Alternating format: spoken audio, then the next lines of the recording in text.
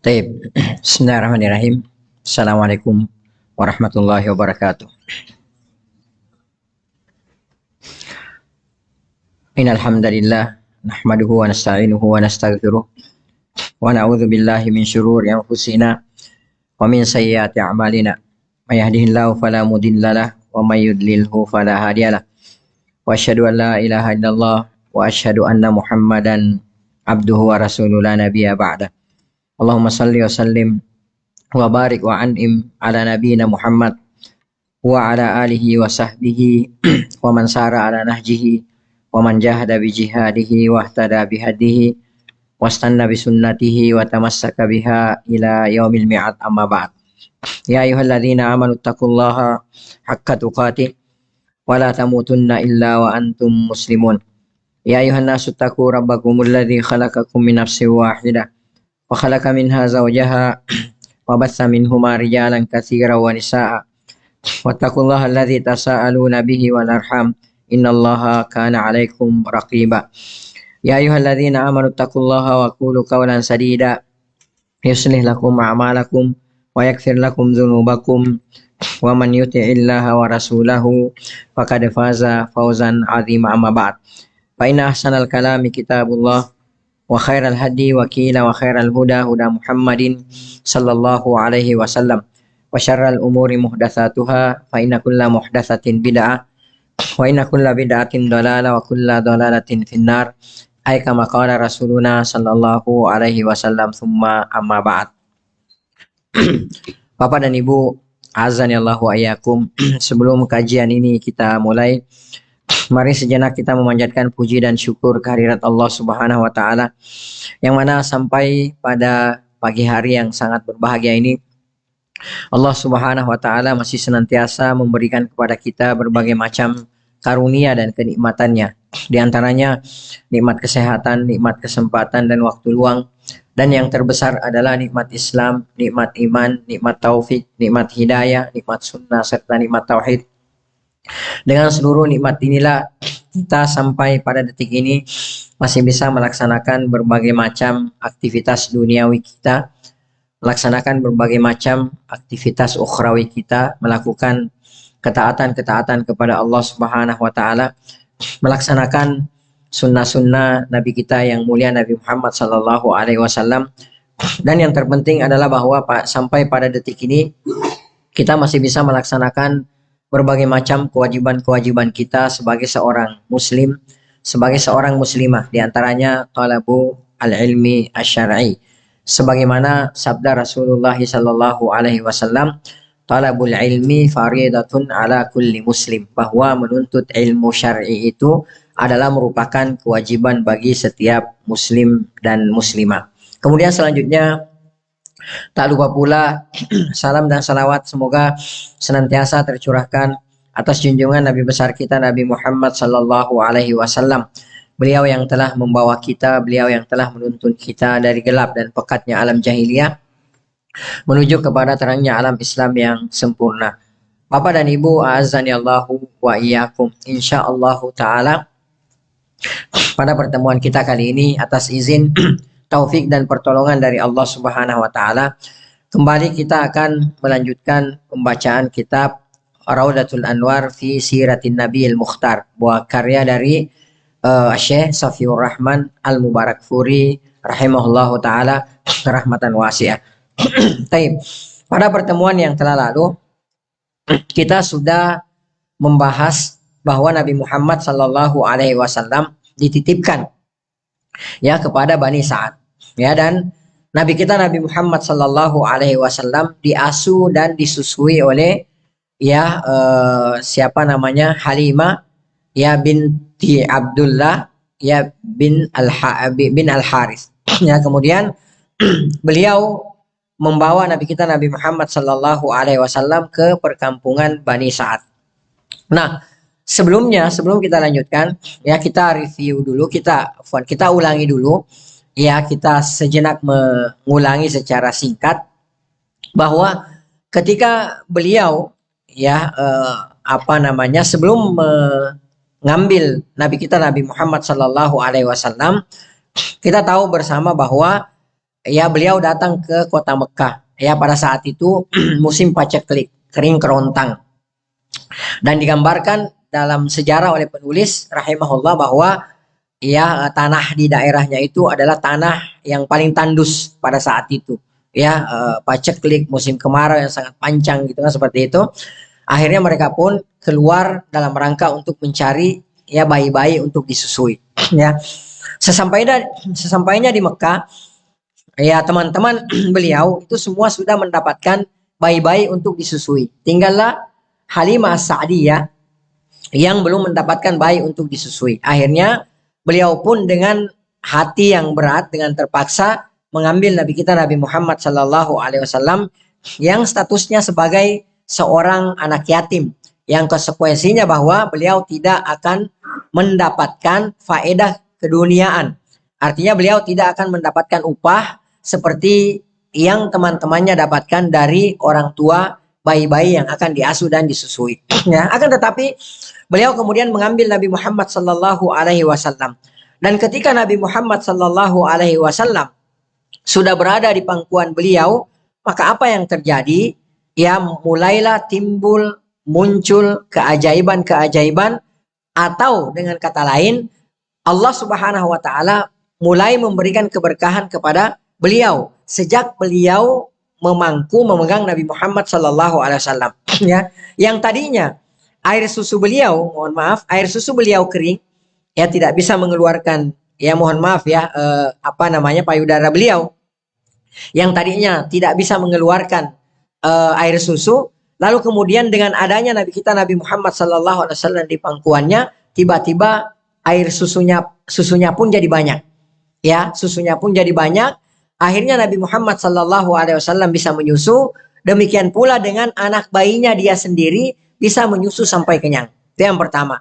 Yang kedua, yang tadinya onta beliau yang sudah tua, ya tidak bisa mengeluarkan lagi air susu, ya tidak ada lagi air susunya karena pada saat itu kondisi onta memang yang sudah tua. Yang keduanya memang pada saat itu lagi kering kerontang, tidak ada yang bisa dimakan oleh onta, ya, dan minuman juga berkurang. Akhirnya onta tersebut tidak bisa memproduksi susu.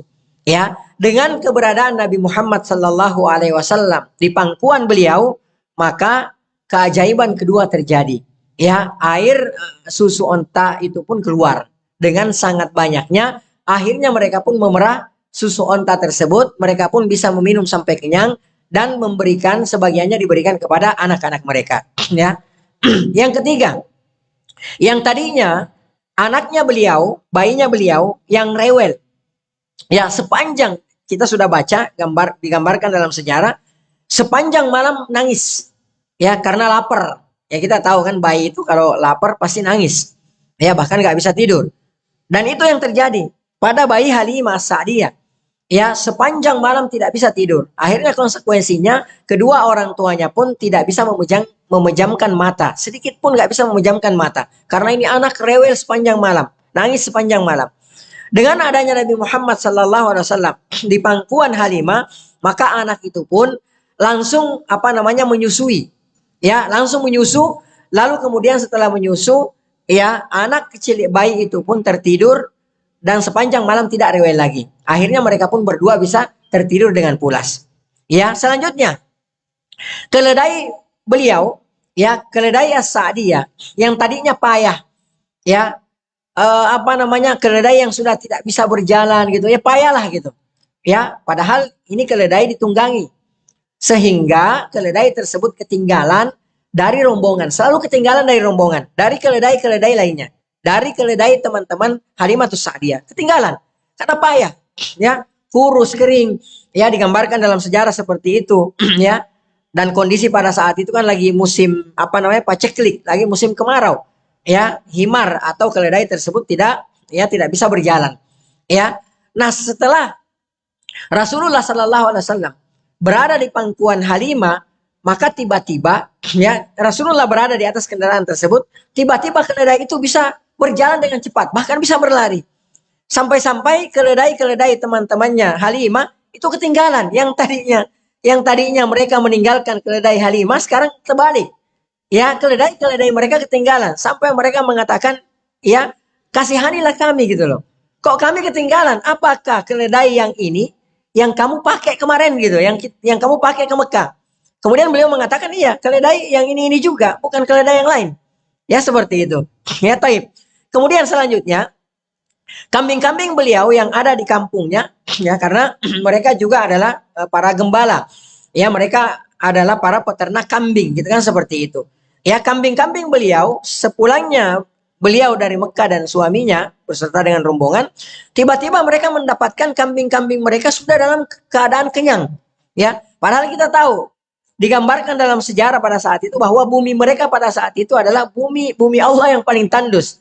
Ya demikian dibahasakan oleh Syekh Safiur Rahman Al-Mubarakfuri. Tapi kok tiba-tiba begitu mereka kembali ke kampungnya, mereka mendapati kambing-kambing mereka sudah dalam kondisi kenyang, lalu kemudian kambing-kambing mereka tersebut sudah mengeluarkan air susu yang sangat banyak.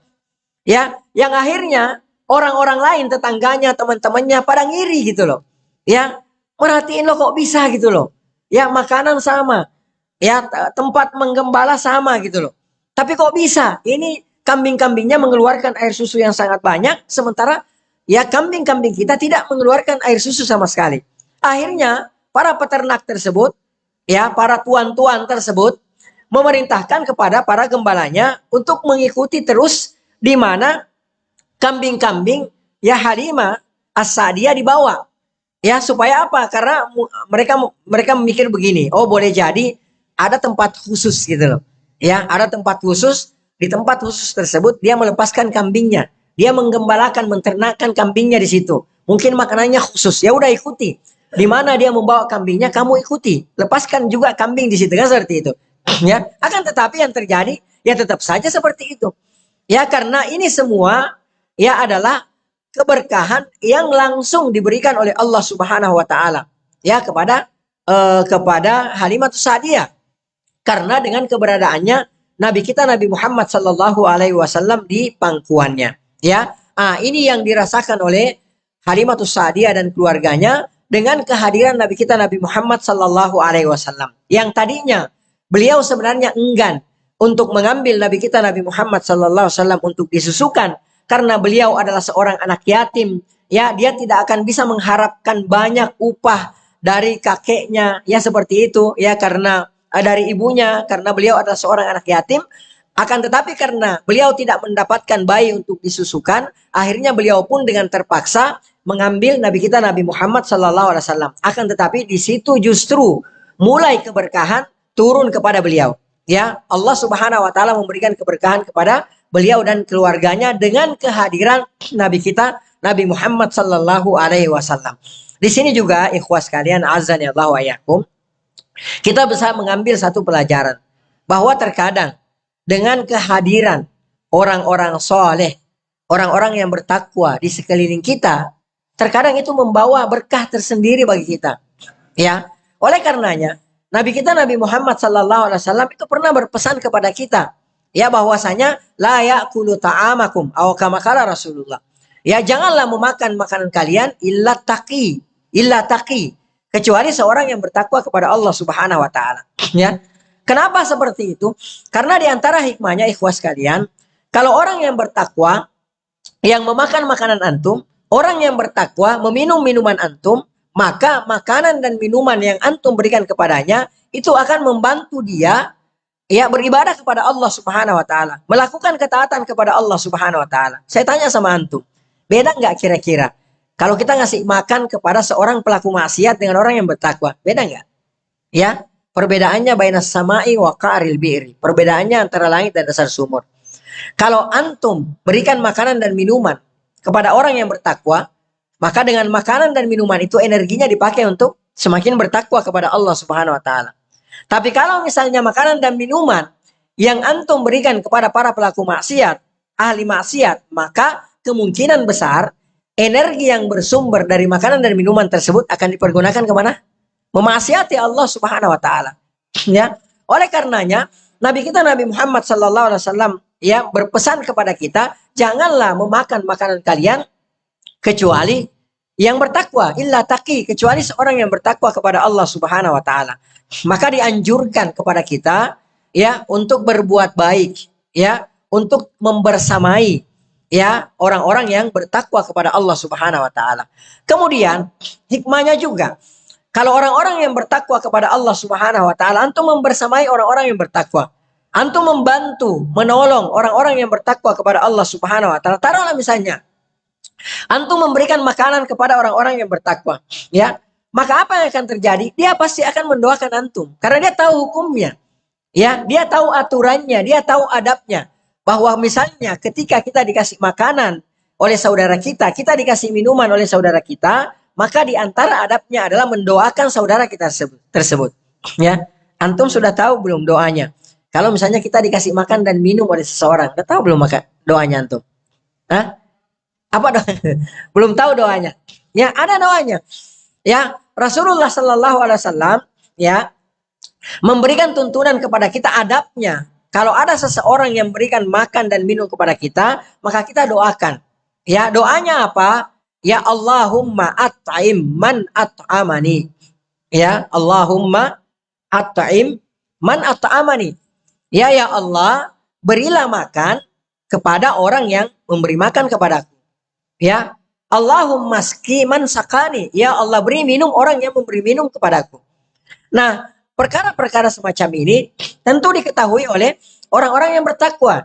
Jadi kalau kita misalnya memberikan makan, memberikan minum kepada orang-orang yang bertakwa kepada Allah Subhanahu Wa Taala, maka apa yang terjadi? Dia akan mendoakan kita. Ya, begitu kita kasihkan makanan, mungkin dia nggak perdengarkan. Ya, mungkin dia nggak perdengarkan, tapi dalam hatinya mungkin dia berkata, Allahumma at'im man at'amani. Ya Allah, beri makan orang yang memberi makan aku. Allahumma ski man sakani. Ya Allah, beri minum orang yang memberi minum kepadaku. Ya, dan tentu saja doa orang-orang yang bertakwa kepada Allah Subhanahu Wa Taala diijabah oleh Allah Subhanahu Wa Taala. Maka jangan heran kalau ada orang-orang yang rajin ngasih makan, rajin ngasih minum, bukan di belakang hari lalu kemudian kita dengar si fulan bangkrut. Kenapa? Si fulan pailit. Kenapa? Habis-habisan dia sedekah ngasih makan orang. Ya, antum tahu, saya pernah baca, pernah lihat ya saya lupa di mana. Ya, dan ini benar.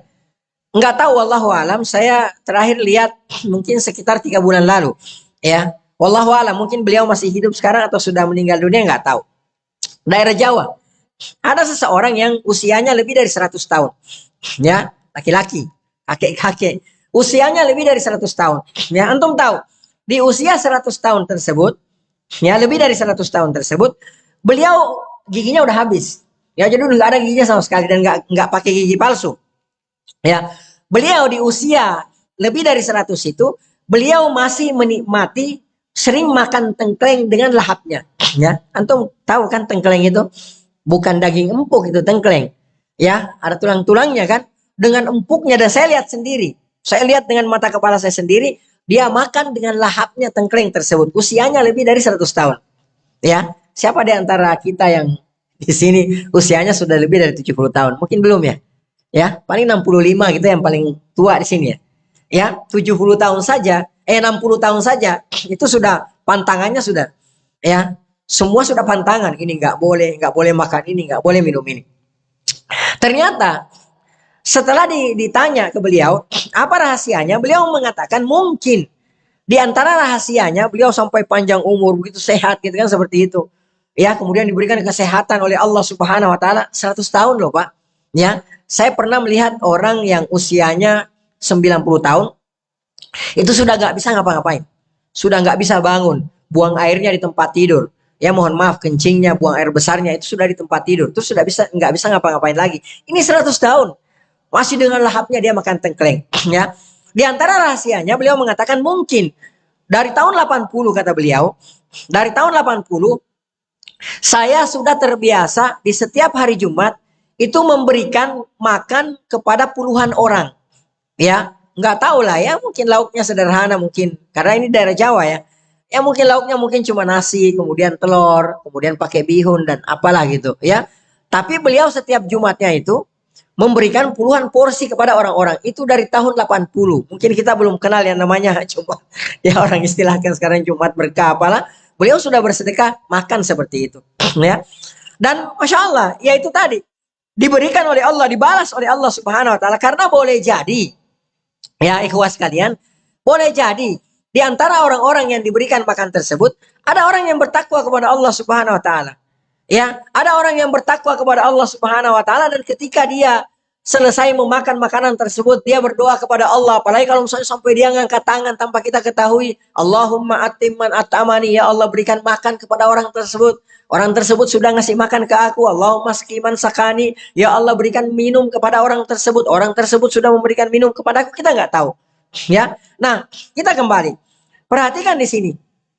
Dengan kehadiran Nabi kita Nabi Muhammad sallallahu alaihi wasallam ya di keluarga Halimah ya di Bani Sa'ad tersebut, maka Allah Subhanahu wa taala memberikan keberkahan kepada mereka ya, dan kita sudah sebutkan keberkahan-keberkahan yang mereka terima ya dari Allah Subhanahu wa taala. Baik. Kemudian Halimah setiap 6 bulan sekali ya itu beliau mengantarkan Nabi kita Nabi Muhammad sallallahu alaihi wasallam kepada ibunya. Ya, jadi setiap 6 bulan sekali ya beliau ke Makkah mengantarkan Nabi Muhammad sallallahu alaihi wasallam ya untuk dilihat gitu kan, seperti itu. Ya, jadi ya namanya ibu ya pasti sangat kangen terhadap bayinya. Ya, jadi Halimah setiap 6 bulannya itu mengantarkan bayinya ya kepada ibunya. Ya, seperti itu. Dan kita tahu ya bahwa kalau antum lihat di peta, antum lihat di Google, itu jarak antara tempatnya di Bani Sa'ad itu, jarak dari kampung Bani Sa'ad itu ke Mekah, itu kurang lebih sekitar, ya mungkin sekitar 160 kilo. Ya, arah selatan Mekah gitu ya. Arah selatan Mekah, arah ke Yaman sana. Itu tempatnya ya Bani Sa'ad. Ya, dan mereka tentu saja menempuh perjalanan tersebut dengan ya onta, dengan keledai, dengan kuda, ya seperti itu. Ya, dan ditempuh dengan perjalanan berhari-hari tentunya. Ya. Kalau kayak sekarang mungkin berapa jam sudah sampai. Karena sekarang alhamdulillah Allah Subhanahu wa taala telah membukakan dunia kepada kita dengan seluas-luasnya. Ya. Baik. Kemudian beliau karena keberkahan tersebut ketika sudah sampai masanya 2 tahun, ya. Karena kontraknya itu 2 tahun. Ya sama semuanya. Jadi ketika mereka mengambil bayi untuk disusukan, untuk diasuh, itu pasti kontraknya 2 tahun. Ya selama masa menyusukan aja. Ya karena kalau 2 tahun itu kan sudah disapi. Ya mereka kembalikan kepada ibunya. Akan tetapi Halimah, ya perhatikan, Halimah karena merasakan keberkahan yang sangat luar biasa dengan kehadiran Nabi Muhammad SAW di tengah-tengah keluarga mereka, maka apa yang terjadi? Mereka pun meminta membelas kepada ibunya Nabi Muhammad SAW agar supaya Nabi Muhammad SAW jangan dikembalikan dulu, tapi diperpanjang lagi kontraknya selama 2 tahun lagi. Ya beliau beralasan bahwa agar supaya Nabi Muhammad SAW terlindungi dari penyakit dan lain sebagainya. Intinya beliau memberikan alasan memelas kepada ibundanya Nabi Muhammad SAW agar supaya bayi tersebut bisa dibawa lagi selama 2 tahun. Ya, dan permintaan itu pun dikabulkan oleh ibunda Nabi Muhammad Sallallahu Alaihi Wasallam. Baik. Maka di usia 4 tahun, ya, di usia 4 tahun, jadi dibawa lagi bayinya kan, bawa lagi selama 2 tahun. Maka di usia 4 tahun, maka terjadilah peristiwa yang sangat luar biasa. Yang biasa kita kenal, yang biasa kita dengarkan, biasa kita baca dengan syakkus sadri. Ya, dibelahnya dada Nabi kita Nabi Muhammad Sallallahu Alaihi Wasallam. Dan secara logika, Bapak dan Ibu azan ya Allahu ayakum, secara logika ini nggak masuk. Ya, ini nggak masuk. Bagaimana mungkin seorang dibelah dadanya tanpa alat kedokteran sama sekali, ya, dan langsung sembuh. Kalau kayak sekarang kita dengarkan ada orang yang dibelek dadanya, ya, ada orang yang mohon maaf dibelek perutnya misalnya, ya, atau apanya lah dioperasi dibelah seperti itu, kita percaya karena kita lihat dengan mata kepala sendiri dunia kedokteran bagaimana canggihnya sekarang ini, ya. Akan tetapi itu pun nggak bisa langsung sembuh seketika. Ada orang ketika baru selesai dioperasi dadanya misalnya, ya, baru di black dadanya atau perutnya, tiba-tiba dia sudah lari-larian ke sana kemari. Ada nggak seperti itu? Nggak ada. Ya, secanggih apapun alat kedokteran, kita tahu ya bahwa kita percaya. Ya kita percaya. Kalau sekarang nih kita percaya. Alat kedokteran kalau kita dengarkan misalnya si fulan dibelah dadanya, ya. Si fulan dibelah dadanya, kita nggak kaget. Oh iya, di rumah sakit mana? Paling nanya gitu. Oh di rumah sakit ini. Oh ya seperti itu. Ya udah kita tengok, kita besuk kan seperti itu. Ya. Akan tetapi kalau misalnya kita bilang si fulan dibelah dadanya, ya setengah jam kemudian dia sudah beraktivitas. Yang tadinya misalnya buruh, dia sudah beraktivitas ya di tempat kerjanya. Kita nggak mungkin percaya. Ya perhatikan, Nabi kita Nabi Muhammad SAW saat itu nggak ada teknologi sama sekali. Ya, nggak ada teknologi sama sekali. Dan ini betul-betul terjadi.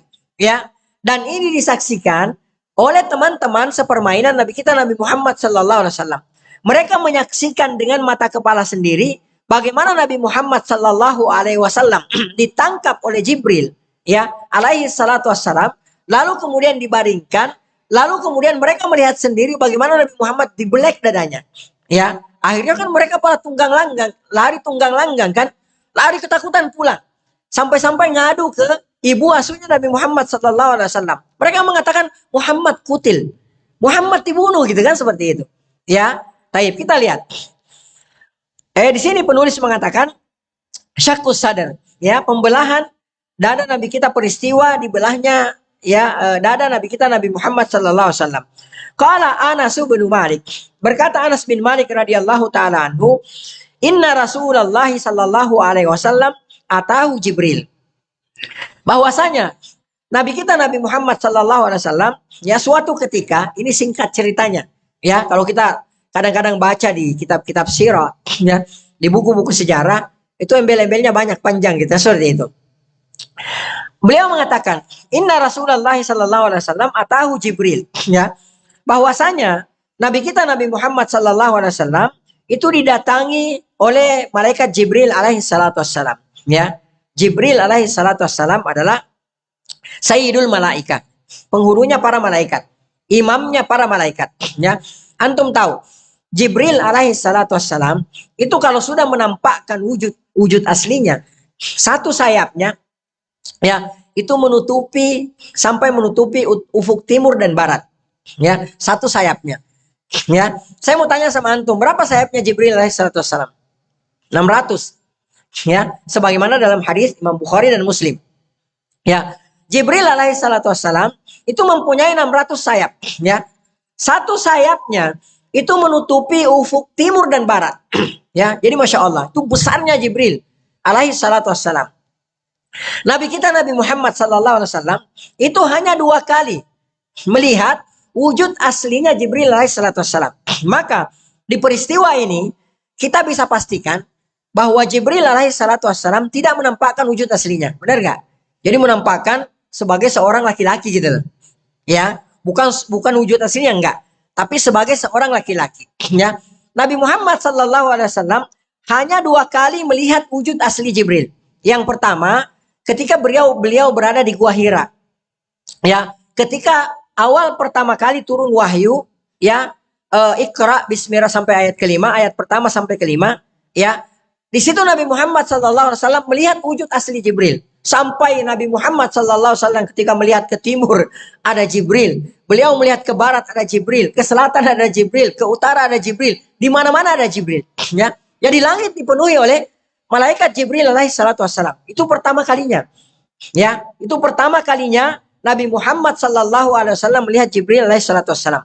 Oleh karenanya Nabi kita Nabi Muhammad sallallahu alaihi wasallam ketika menyaksikan wujud asli Jibril, ya, dan ini baru pertama kali kan, ya, beliau belum pada saat itu baru turun wahyu, ya. Beliau ketakutan sampai akhirnya ketika beliau pulang ke rumahnya, beliau sampai mengatakan kepada istrinya, zambiluni zambiluni, selimuti aku sambil dalam keadaan beliau menggigil, ya. Padahal kita tahu Nabi Muhammad sallallahu alaihi wasallam adalah salah seorang manusia yang paling berani, ya. Manusia yang paling berani yang ada di atas permukaan bumi ini adalah Nabi kita Nabi Muhammad sallallahu alaihi wasallam. Akan tetapi beliau sallallahu alaihi wasallam ketika menyaksikan wujud asli Jibril, beliau sangat ketakutan. Taib. Kemudian Rasulullah sallallahu alaihi wasallam melihat wujud asli Jibril itu yang keduanya di mana? Karena cuma 2 kali. Yang pertama di Gua Hira, kemudian yang kedua Rasulullah melihat wujud asli Jibril itu di mana? Di Sidratul Muntaha. Ya, ada dalam surah An-Najm. Allah Subhanahu wa taala berfirman, "Wa laqad ra'ahu nazlatan ukhra." Ya, inda Sidratil Muntaha. Ya, jadi di situ Nabi Muhammad sallallahu alaihi wasallam kembali menyaksikan wujud Jibril alaihi salatu wassalam. Ya, jadi cuma 2 kali. Ya, Rasulullah SAW cuma 2 kali melihat wujud asli Jibril. Jadi bisa dipastikan pada peristiwa ini Jibril alaihi salatu wassalam itu menjelma menjadi seorang manusia, ya, seorang laki-laki, ya, seperti itu. Ya, seorang laki-laki dewasa. Taib. Jibril alaihi salatu wassalam ketika turun bertemu dengan Nabi Muhammad sallallahu alaihi wasallam di kesempatan-kesempatan yang lain, maka Jibril alaihi salatu wassalam itu berubah wujud menjadi seorang manusia. Ya, dan Jibril alaihi salatu wassalam banyak ketika bertemu dengan Nabi Muhammad sallallahu alaihi wasallam itu beliau menyerupakan dirinya menyerupai seorang sahabat yang bernama siapa? Ada yang tahu nggak? Ada salah seorang sahabat radhiyallahu ta'ala anhu yang sangat ganteng. Ya, ada seorang sahabat sangat ganteng. Ya, dan Jibril ketika berubah menjadi manusia, beliau menyerupai sahabat tersebut. Siapa namanya? Dihya Al-Kalbi. Ya, ya bagus kalau ada anak antum laki-laki kasih nama Dihya. Ya, itu bagus. Ya, Dihya Al-Kalbi. Beliau banyak menyerupai ya seorang sahabat yang ganteng gitu kan, seperti itu. Kemudian Jibril juga alaihi salatu wassalam kalau bertemu dengan Nabi kita Nabi Muhammad sallallahu alaihi wasallam biasanya juga menyerupai orang Arab Badui. Ya, menyerupai orang Arab Badui kan, seperti itu. Itu biasanya Jibril alaihi salatu wassalam. Ketika seperti misalnya pada peristiwa dalam hadis yang dikenal dengan hadis Jibril, ya, ada dalam kitab Al-Arba'in, ya, Al-Arba'in An-Nawawiyah, ya, sampai akhirnya Rasulullah sallallahu alaihi wasallam mengatakan itu adalah Jibril atakum yu'allimukum dinakum. Itu Jibril datang mengajarkan kepada kalian agama kalian. Yang mana Jibril pada saat itu datang dalam bentuk sosok seseorang ya yang tidak dikenal dan tidak diketahui oleh para sahabat radhiyallahu taala anhum ajmain. Baik, kita lanjutkan.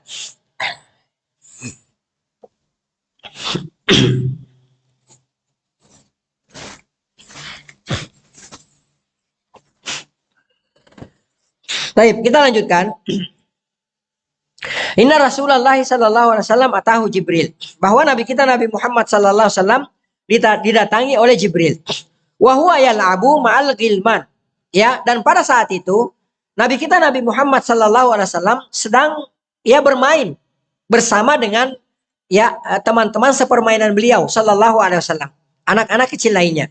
Ya, jadi Nabi kita Nabi Muhammad sallallahu alaihi wasallam adalah manusia biasa. Ya, basyarun mislukum, adalah manusia biasa. Aku ini kata Rasulullah SAW, basyarun mislukum, sama seperti kalian. Jadi kalau manusia biasa seperti kalian, ya ketika Rasulullah SAW di masa kecilnya, ya bermain-main, ya bersama dengan anak-anak sepermainannya, kan seperti itu. Makanya riwayat, dan sudah pernah kita jelaskan juga, riwayat-riwayat yang datang menjelaskan bahwa Nabi kita Nabi Muhammad SAW sudah ketika dilahirkan sudah dalam keadaan dikhitan. Ini riwayatnya ini dhaif. Ya, riwayatnya dhaif. Yang sahih adalah bahwa Nabi kita Nabi Muhammad SAW sama dengan anak-anak kecil lainnya. Ya, anak-anak kecil lainnya dikhitan, ya, maka Nabi kita Nabi Muhammad SAW juga dikhitan. Adapun riwayat-riwayat, dan sudah pernah kita jelaskan, riwayat yang datang yang menjelaskan bahwa Nabi kita Nabi Muhammad SAW dilahirkan dalam keadaan dikhitan, maka riwayat-riwayat tersebut adalah riwayat-riwayat yang dhaif. Ya, demikian menurut para ahli hadis. Taib. Fa akhadahu fasarahu. Lalu kemudian Jibril alaihi salatu wassalam menangkap Nabi Muhammad sallallahu alaihi wasallam. Ya, namanya anak kecil itu kan nggak bisa diam ya. Lari sana lari sini. Ya, antum lihatlah kalau misalnya di di masjid atau di musola, ya, anak-anak biasanya menjadikan masjid dan musola itu kayak lapangan bola gitu. Lari sana lari sini. Ya, kita sebagai orang dewasa, Ya, dan kita sebagai pengurus masjid harus menyikapi ini dengan dewasa, dengan berlapang dada. Ya, tentu dengan apa? Dengan senantiasa mengingatkan juga kepada orang tuanya. Ya, hati-hati. Antum boleh, nggak dilarang. Kalau antum mau bawa anak kecil ke masjid, ya silakan saja. Tapi tolong dijaga anaknya gitu loh. Jangan sampai mengganggu orang-orang lain gitu kan, seperti itu. Karena kenapa? Kalau tidak ada usaha dari orang tuanya, ya untuk apa namanya, tidak ada usaha dari orang tuanya membuat anak ini tidak mengganggu orang lain, maka yang berdosa bukan si anak kecil ini, tapi yang berdosa adalah siapa? Orang tuanya, kan seperti itu. Ya, jadi dikondisikan, silahkan saja. Ya namanya anak-anak nggak bisa lah, anak-anak diem aja, ya diem aja seperti itu. Justru kalau ada anak kecil diem aja, nggak bergerak seharian gitu loh, anteng aja, harus curiga. Ini anak normal apa enggak gitu loh, ya. Nabi kita Nabi Muhammad SAW ya sama seperti anak-anak kecil lainnya, lari sana lari sini gitu kan, ditangkap oleh Jibril. Ya, anak kecil lari kita kejar, kita tangkap gitu loh. Nah begitu didapatkan oleh Jibril alaihi salatu wassalam, fasara'ahu, ya. Lalu kemudian dibaringkan oleh Jibril alaihi salatu wassalam, ya, fasyakka an qalbihi. Maka disinilah terjadi peristiwa yang sangat luar biasa, yang ketika peristiwa ini didengarkan oleh orang yang tidak beriman kepada Allah Subhanahu wa taala, maka dia pasti tidak akan percaya, ya. Karena orang-orang yang tidak percaya, orang-orang yang tidak beriman kepada Allah Subhanahu wa taala, maka dia lebih akan mengedepankan logikanya daripada keimanannya. Benar nggak? Itu kalau orang yang tidak beriman. Ya, jadi akalnya dulu, logikanya dulu yang duluan. Ya, daripada keimanannya. Berbeda dengan orang-orang yang beriman. Kalau orang-orang yang beriman, bukan logikanya yang duluan, bukan akalnya yang duluan. Logika dan akal ini hanya membantu saja. Ya, akan tetapi yang dikedepankan adalah apa? Yang dikedepankan adalah keimanan. Oleh karenanya, orang-orang yang beriman ketika mendengarkan perintah Allah Subhanahu wa taala, ya, ketika mendengarkan larangan Allah Subhanahu wa taala, menerima perintah dan larangan Allah Subhanahu wa taala, bagaimana sikap orang-orang yang beriman? Ya, bagaimana sikapnya? Bagaimana pernyataannya orang-orang yang beriman? Mereka akan mengatakan sami'na wa ata'na. Ya, innama. Makanya di sini perhatikan. Dalam ayat ini Allah Subhanahu wa taala mempergunakan kata innama. Sering anak ulang-ulangi, innama. Kalau antum belajar bahasa Arab, ya, antum belajar ilmu nahwu, innama itu fungsinya lil hasr, pembatasan. Ya, jadi innama kana qaulal mu'minin. Sesungguhnya hanyalah ucapan orang-orang yang beriman. Ya, berarti hanyalah ucapan orang-orang yang beriman ketika turun perintah dan larangan Allah Subhanahu wa taala, hanyalah ucapan orang beriman itu apa? Sami'na wa ta'na. Ya, bukan aduh, gimana ya? Ya, udah deh pikir-pikir dulu gitu loh. Ah, ini enggak. Ucapan orang-orang beriman itu hanyalah sami'na wa ta'na. Berbeda dengan selain orang yang beriman. Kalau orang-orang selain orang-orang yang beriman, ya, boleh jadi mereka mengatakan sami'na wa fikir-fikirna. Ya, kita dengarkan tapi kita fikir-fikir dulu. Sami'na wa analisaina. Ya, kita dengarkan tapi kita analisa dulu. Yang lebih parah lagi, dan ini ada orang dan ada muslim, ngaku muslim yang ikuti, adalah perkataannya orang Yahudi. Sami'na wa asaina. Nah, ini Yahudi nih. Sami'na, kami dengarkan, wa asaina, tapi kami durhakai terang-terangan. Dan ada orang yang mengklaim dirinya sebagai muslim, sikapnya juga sama seperti orang Yahudi. Wa na'udzubillahi min dzalik wa nasallallahu taala assalamu alaihi. Ya. Orang beriman itu mengedepankan keimanan. Kalau keimanan yang dikedepankan, ya, maka logika dimundurkan. Ya, akal kita dimundurkan, tapi keimanan yang maju. Makanya, dan juga sering saya ulang-ulangi, ketika Allah Subhanahu wa taala, setelah Allah Subhanahu wa taala berfirman, ya ayyuhalladzina amanu, wahai orang-orang yang beriman, maka setelah ya ayyuhalladzina amanu, seruan kepada orang-orang yang beriman, maka setelah itu hanya ada dua kemungkinan. Ya, yang pertama, kalau tidak perintah, larangan dari Allah Subhanahu wa taala, ya ayyuhalladzina amanu taqullah. Ya ayyuhalladzina amanu, jangan begini misalnya. Ya ayyuhalladzina amanu, wahai orang-orang, begini perintah, kalau enggak perintah larangan. Apa hikmahnya? Ya, karena hanya orang-orang beriman kepada Allah Subhanahu wa taala yang mampu menerima perintah dan larangan dari Allah Subhanahu wa taala. Benar enggak? Ya, kalau orang enggak beriman enggak bisa. Ya, dia akan mengedepankan apa? Ya itu tadi, logikanya, akalnya. Ya, sebentar dulu gitu loh. Ya, subhanallah. Contoh misalnya, nggak usah jauh-jauh. Ya, Rasulullah Sallallahu Alaihi Wasallam dari 14 abad yang lalu, ya, sebelum manusia mengenal yang namanya teknologi, ya, ilmu kedokteran dan penelitian, ya, Rasulullah Sallallahu Alaihi Wasallam sudah memberikan tuntunan kepada kita. Kalau misalnya ada lalat, ya, lalat ini kan binatang kotor, ya, lalat ini binatang kotor. Lalat, kalau ada lalat yang jatuh atau hinggap di minuman kita, kalau kayak kita kan, ya, orang-orang yang mengaku higienis itu, ya, dia akan buang minuman tersebut. Wah, udah dilalerin, udah ada lalernya gitu, kan seperti itu. Akhirnya dibuang. Rasulullah memerintahkan kepada kita, memberikan tuntunan, jangan dibuang, tapi celupkan saja itu lalat, kemudian diangkat dibuang. Lalatnya dibuang, bukan minumannya. Ya, baru kemudian diminum. Bismillah, kan seperti itu. Ya, orang nggak percaya, orang tetap aja merasa jijik. Ya, nah, ketika datang ilmuwan-ilmuwan yang meneliti, ya, dan subhanallah, mereka menemukan, dan subhanallah, ya, banyak di antara mereka para ilmuwan ini ada yang orang-orang kafir, subhanallah. Ya, nah, mereka mengatakan bahwa ternyata, ya, di sayap kanan, di sayap kiri lalat tersebut itu ada racun penyakit. Ternyata subhanallah, di sayap kanannya ada penawarnya. Jadi kalau misalnya nih lalat, dan subhanallah kalau antum perhatikan, terkadang kalau lalat jatuh di minuman, itu yang mendarat duluan tuh sayap kirinya. Benar nggak? Ya, jadi kayak nggak langsung ini tapi miring gitu. Ya. Nah, ketika dicelupkan, otomatis sayap kanannya masuk. Berarti sudah tersteril dengan apa? Dengan penawarnya tersebut. Ya, barulah orang percaya, subhanallah. Orang percaya kepada manusia, kepada ilmuwan gitu kan, seperti itu. Ya, yang notabene di antara mereka ada orang-orang kafir, percaya, orang percaya tanpa berpikir panjang. Oh, sudah penelitian gitu loh. Ya, mereka langsung percaya. Tapi subhanallah, Nabi kita Nabi Muhammad SAW dari 14 abad lalu sudah mengatakan ini, memberikan tuntunan ini. Banyak di antara kita yang tidak percaya. Ya, subhanallah. Ya, Rasulullah Sallallahu Alaihi Wasallam, Nabi kita Nabi Muhammad SAW dari jauh-jauh hari sudah memberikan kepada kita tuntunan untuk laki-laki, kainnya jangan melebihi mata kaki. Ya, batas toleransinya paling tidak, ya, tuntunan Rasulullah Sallallahu Alaihi Wasallam sebatas mata kaki. Yang penting jangan menutupi mata kaki, kan seperti itu. Ya, nggak ada yang mau dengarkan. Ya, hanya orang-orang yang beriman yang mau dengarkan. Subhanallah. Begitu datang artis-artis Korea yang memakai celana cingkrang, orang rame-rame pakai celana cingkrang. Subhanallah. Nabi kita siapa sebenarnya?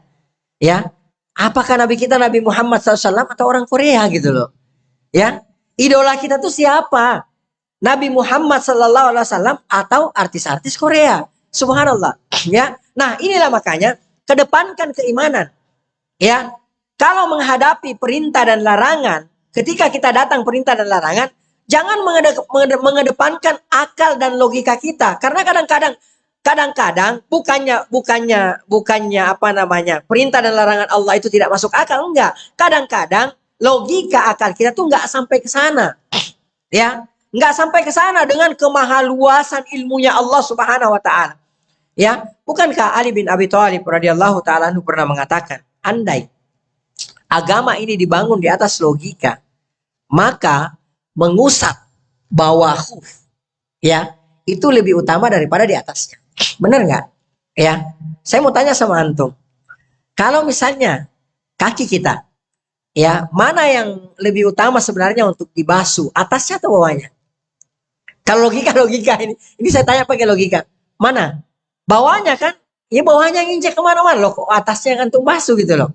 Ya, ya nggak usah jauh-jauh lah misalnya. Ya, mohon maaf. Ketika kita buang angin, ya, yang mengeluarkan angin itu anggota wudhu atau bukan anggota wudhu?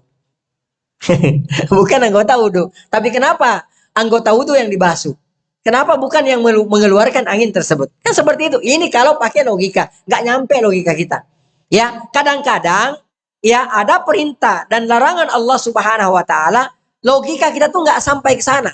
Ya, logika karena keterbatasan akal kita sebagai makhluk yang lemah nggak sampai ke sana. Makanya sebagai seorang yang beriman, innama kana qaulal mu'minin, bahwa sesungguhnya hanyalah ucapan orang-orang beriman itu apabila diberikan hukum, diberikan keputusan oleh Allah dan Rasulnya, mereka akan mengatakan sami'na wa ta'na. Gitu kan seperti itu. Nah, kita kembali. Perhatikan. Ya, fasyakka an qalbihi. Maka Jibril pun membelah dada Rasulullah SAW. Ya, ini sekali lagi, ini kalau orang-orang yang tidak beriman kepada Allah Subhanahu wa taala, dia tidak akan percaya. Ya, tapi akan ada nanti hikmah di balik terjadinya peristiwa yang sangat luar biasa ini. Fastakhraja, ya, kemudian beliau mengatakan fastakhraja al-qalba. Lalu kemudian Jibril alaihi salatu wassalam itu mengeluarkan jantung Nabi kita Nabi Muhammad sallallahu alaihi wasallam. Ya, kalau ilmu secara kedokteran udah lewat, ya. Kalau ada operasi ya yang dilakukan oleh seorang dokter atau beberapa dokter, ya itu pun nggak bisa seorang dokter ya. Kalau orang mau dioperasi itu nggak cukup satu dokter. Ada namanya dokter yang khusus apa namanya itu yang membius itu anestesinya, ya dia ngukur berapa itu kadar biusnya berapa lama, setengah jam atau 1 jam, ya belum lagi yang bantu dokter, biasanya ada 2 dokter yang membedah gitu kan, belum lagi yang bantu-bantu yang ngambilin guntingnya, yang lap keringatnya, yang diain itunya segala macamnya. Subhanallah, ini Jibril dilakukan oleh Jibril alaihi salatu wassalam. Cuma Jibril alaihi salatu wassalam dikeluarkan itu jantung. Nah, itu kan udah nggak masuk akal. Ya, kalau mau pakai logika itu udah nggak masuk akal. Bagaimana mungkin gitu kan? Dan ini mungkin saja kalau kita kembali lagi bahwa kalau kita berbicara keimanan lagi itu mungkin saja. Ya, Allah Subhanahu wa taala menciptakan kita, menciptakan Nabi Muhammad dan kita semua dari yang tadinya tidak ada menjadi ada, itu sangat memungkinkan bagi Allah Subhanahu wa taala. Maka bagaimana lagi dengan hanya melepaskan jantung? Ya, bagaimana lagi dengan Jibril melepaskan jantung? Maka itu sangat lebih memungkinkan lagi. Kan gitu. Ya, dan itu dilakukan oleh Jibril alaihissalam. Fastakhrajal qalba. Ya, lalu kemudian Jibril pun mengeluarkan jantung Rasulullah sallallahu alaihi wasallam.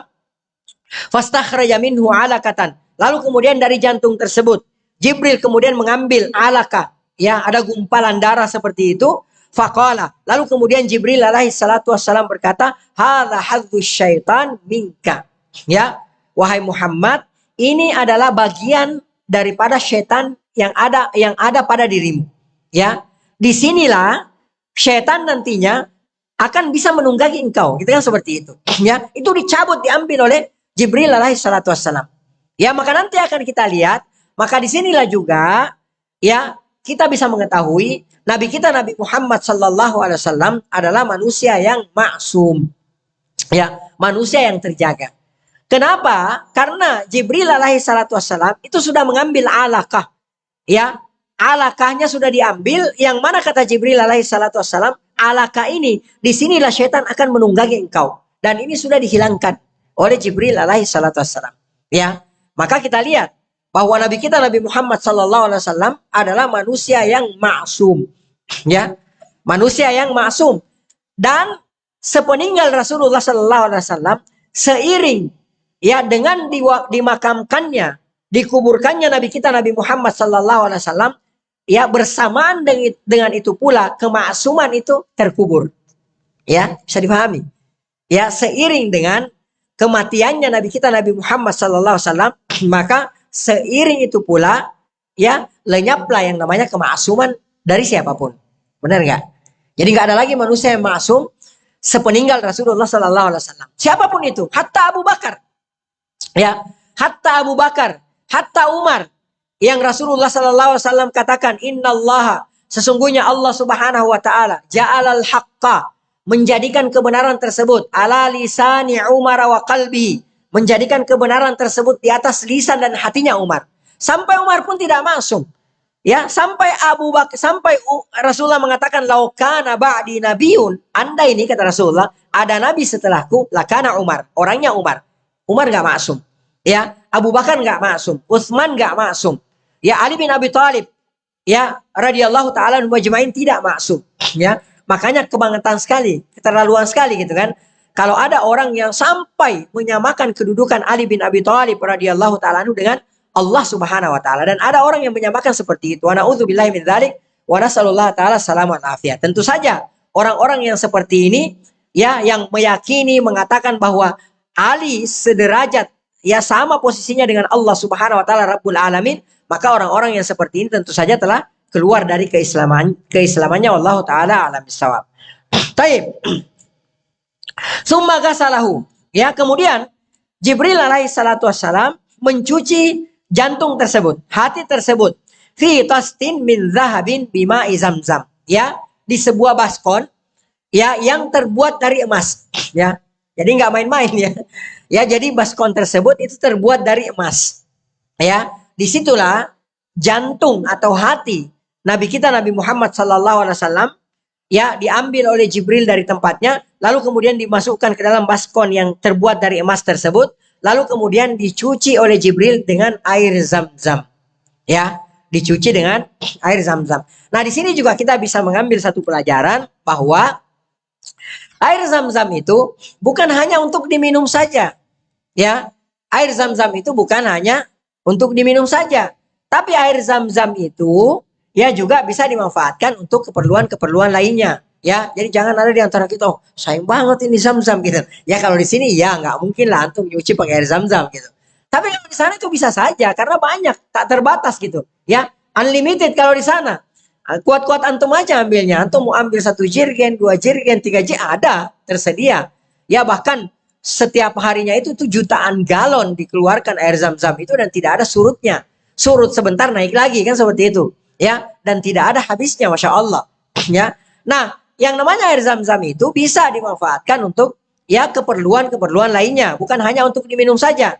Ya, bisa dipakai untuk mandi, bisa dipakai untuk wudhu dan lain sebagainya. Taib. Di sini Jibril alaihissalatu wassalam mencuci ya jantung Nabi kita Nabi Muhammad sallallahu alaihi wasallam dengan air zam-zam. Summa la'amahu. Kemudian Jibril alaihissalatu wassalam ya la'amahu. Kata penulis di sini dhammahu wa jama'ahu. Ya, menggenggam ya beliau Jibril alaihissalatu wassalam menggenggam jantung Nabi Muhammad sallallahu alaihi wasallam, kemudian mengumpulkannya, summa a'adahu ila makanihi. Kemudian Jibril alaihissalatu wassalam mengembalikan jantung tersebut ya ke tempatnya semula. Ya, jadi masya Allah gampang banget ya kedengarannya. Jadi diambil, digenggam, kemudian dimasukkan ke dalam baskon yang terbuat dari emas, dicuci dengan air zam-zam, kemudian dikembalikan lagi ke tempatnya. Ya, dan ini terjadi, benar-benar terjadi. Ya, taib. Wajal gilman. Ya, kemudian datanglah anak-anak kecil itu. Ya, anak-anak kecil itu yang teman-teman sepermainannya Nabi kita Nabi Muhammad sallallahu alaihi wasallam, yas'auna ila ummihi. Kemudian mereka pun lari tunggang langgang ya pulang menemui ya ibunya Rasulullah SAW, ibu asuhnya Rasulullah sallallahu alaihi wasallam. Yakni di sini penulis mengatakan yakni zi'rahu ya wahia al-murdiah, yaitu ibu susuannya, ibu asuhnya Rasulullah sallallahu alaihi wasallam, yaitu Halimah binti Abdullah bin Al-Harith. Ya, faqalu. Kemudian anak-anak kecil itu mengatakan, Inna Muhammadan qad qutila. Ya, heboh lah ya. Tahu lah anak kecil ya. Ada 10 orang, 15 orang lari tunggang langgang, lalu kemudian ketemu dengan ibunya. Mereka teriak, Muhammad dibunuh gitu. Ya, maka kemudian ya di sini fastaqbaluhu. Mereka pun kemudian buru-buru menemui Nabi Muhammad sallallahu alaihi wasallam. Ya, jadi Halimah dan seluruh keluarganya karena mendengarkan bahwa Nabi kita Nabi Muhammad SAW dibunuh, ya mereka pun buru-buru ya menemui Nabi Muhammad SAW. Ya, mereka sangat khawatir. Bagaimana tidak khawatir? Ini titipan orang gitu loh. Ya, ini bukan anak sendiri. Ya, ini anak titipan orang. Apa yang kita mau katakan kepada orang tuanya kalau betul-betul Nabi Muhammad dibunuh? Ya, kalau ada apa-apa terjadi kepada Nabi Muhammad SAW, apa yang mereka harus katakan kepada orang tuanya? Mereka kaget, ya bukan main. Lalu kemudian mereka pun menuju kepada posisi atau lokasi Nabi Muhammad SAW berada. Taib. Kemudian penulis mengatakan, ya wahwa muntaqi'ul laun, ay mutaghayyirul laun. Ya, ketika mereka bertemu dengan Nabi Muhammad SAW, ya ternyata muka atau wajah Nabi Muhammad SAW yang mulia itu sudah berubah warna. Ya, jadi pucat. Gimana sih orang kalau ketakutan gitu ya? Pucat gitu loh, ya, keluar keringat dingin. Itu kalau orang ketakutan. Yang tadinya Ya, karena Nabi Muhammad SAW itu putih ya. Putih kemerahan Nabi Muhammad SAW, ya. Jadi kulit beliau sallallahu alaihi wasallam kalau antum baca kitab Syama'il Muhammadiyah, ya buah karya dari Abu Isa Imam At-Tirmidzi rahimahullah taala. Kalau antum baca itu, ya insya Allah bagus juga, nanti kita bahas itu. Kalau antum baca kitab Syama'il Muhammadiyah, antum akan tahu bagaimana kulitnya Rasulullah Sallallahu Alaihi Wasallam. Ya, jadi putih kemerahan. Ya, nah begitu mereka melihat Rasulullah SAW, mutaghayyirul laun.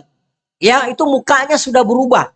Ya, jadi pucat, ya putih gitu kan, seperti itu, seperti kapas. Ya, itu saking takutnya, saking cemasnya Nabi kita Nabi Muhammad Sallallahu Alaihi Wasallam.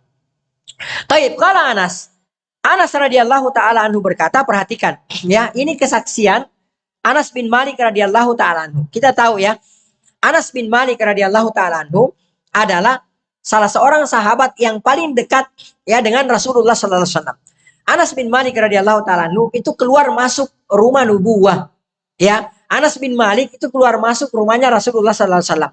Karena di usia yang masih sangat kecil, ibunya Anas bin Malik radhiyallahu taala anhu menyerahkan Anas bin Malik kepada Rasulullah untuk dijadikan pembantu.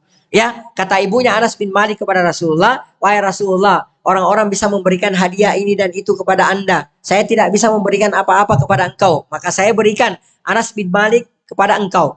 Ya, untuk engkau jadikan sebagai orang yang bisa bantu-bantu engkau." Ya, jadi bantu selama tahunan Anas bin Malik keluar masuk ke rumah Nabi kita, Nabi Muhammad sallallahu alaihi wasallam. Makanya Anas bin Malik radhiyallahu taala anhu adalah salah seorang sahabat, ya, mohon maaf, yang banyak mengetahui dalaman Rasulullah sallallahu alaihi wasallam atau privasi Rasulullah SAW, karena beliau keluar masuk ya rumah Rasulullah Sallallahu Alaihi Wasallam. Ya, perhatikan, beliau memberikan kesaksian.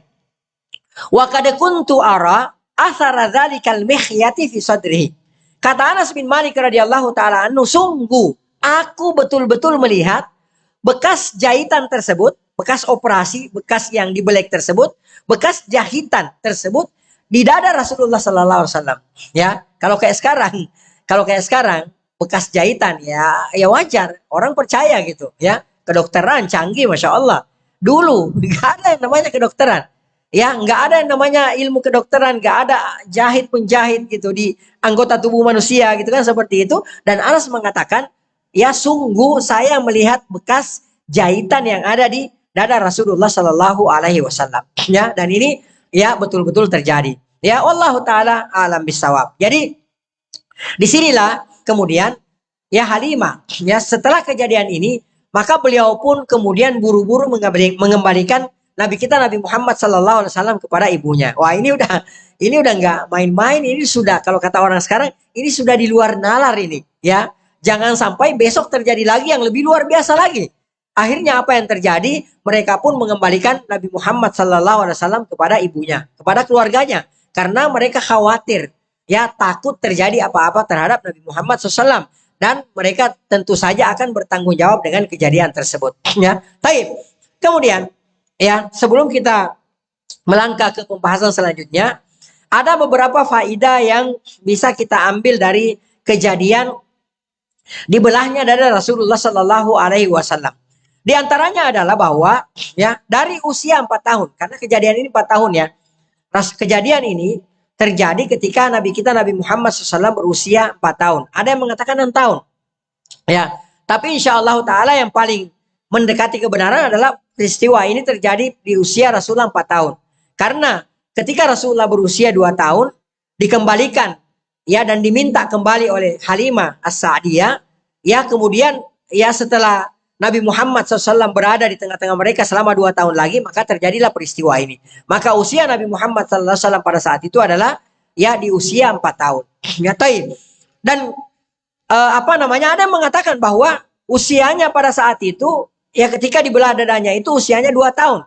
Ya, tapi ada yang mengatakan tidak mungkin, karena pada saat itu Nabi kita Nabi Muhammad SAW sudah mengembalakan kambing, dan tidak mungkin ada anak yang usia 2 tahun sudah mengembalakan kambing. Ya, jadi pendapat yang paling mendekati kebenaran bahwa ketika peristiwa ini terjadi, pembelahan dada Rasulullah SAW, beliau Sallallahu Alaihi Wasallam itu berusia 4 tahun. Taib. Di antara faedah atau pelajaran yang bisa kita ambil dari sini adalah bahwa dari usia 4 tahun, Allah Subhanahu Wa Taala telah mempersiapkan dada Rasulullah Sallallahu Alaihi Wasallam untuk menerima wahyu. Ya. Jadi bagian dari syaitan Ya, jadi sarana yang kelak bisa ditunggangi oleh syaitan, yang bisa dipermainkan oleh syaitan seperti kita, ya itu sudah diambil. Ya, sudah diambil oleh Jibril alaihi salatu wassalam. Jadi dari usia 4 tahun, Nabi kita Nabi Muhammad sallallahu alaihi wasallam itu sudah dipersiapkan dadanya untuk menerima wahyu. Ya, menerima wahyu. Oleh karenanya, Nabi kita Nabi Muhammad sallallahu alaihi wasallam ketika mengatakan sesuatu, ya, baik itu Rasulullah sallallahu alaihi wasallam mengatakannya sambil tersenyum atau Rasulullah sallallahu alaihi wasallam mengatakannya sambil marah misalnya, maka itu semua adalah tuntunan wahyu. Ya, dan bukan hawa nafsu Rasulullah sallallahu alaihi wasallam. Ya, oleh karenanya Rasulullah sallallahu alaihi wasallam kan pernah dicatat, ya. Rasulullah bagaimana? Apakah saya juga harus mencatat ketika Anda marah? Maka apa kata Rasulullah? Ya catat, silakan dicatat. Ya, karena tidaklah keluar dari lisan Rasulullah sallallahu alaihi wasallam ya kecuali tuntunan wahyu. Wa ma yantiqu 'anil hawa. Nabi kita Nabi Muhammad sallallahu alaihi wasallam itu tidak berucap sesuai dengan hawa nafsunya. Ya, in huwa illa wahyun yuha. Rasulullah SAW mengucapkan sesuatu itu pasti tuntunan wahyu. Ya, jadi bukan kepentingan pribadi. Ya, Rasulullah mengatakan sesuatu itu pasti berdasarkan tuntunan wahyu. Andai Bapak dan Ibu sekalian, Nabi kita Nabi Muhammad SAW mengucapkan sesuatu sesuai dengan hawa nafsunya, maka tidak ada ayat yang berbunyi abasa wa tawalla. Ya, abasa wa tawalla. Ayat ini berkenaan dengan siapa? Abasa wa tawalla. Siapa yang dimaksudkan oleh Allah abasa wa tawalla? Abasa, dia bermuka masam, wa tawalla, dan dia berpaling. Siapa dia di sini? Nabi kita Nabi Muhammad sallallahu alaihi wasallam. Ya. Kira-kira kalau misalnya sesuai dengan hawa nafsunya Nabi Muhammad, ada nggak ayat ini? Enggak ada. Yang kelihatan itu yang bagus-bagus saja. Ya, ada nggak kira-kira ayat kalau Nabi Muhammad misalnya sallallahu alaihi wasallam, Nabi Muhammad sallallahu alaihi wasallam misalnya mengatakan sesuatu sesuai dengan hawa nafsunya, ada nggak ayat lima tuharrimu ma ahallallahu laka tabtaghi mardat azwajik, gitu kan, seperti itu.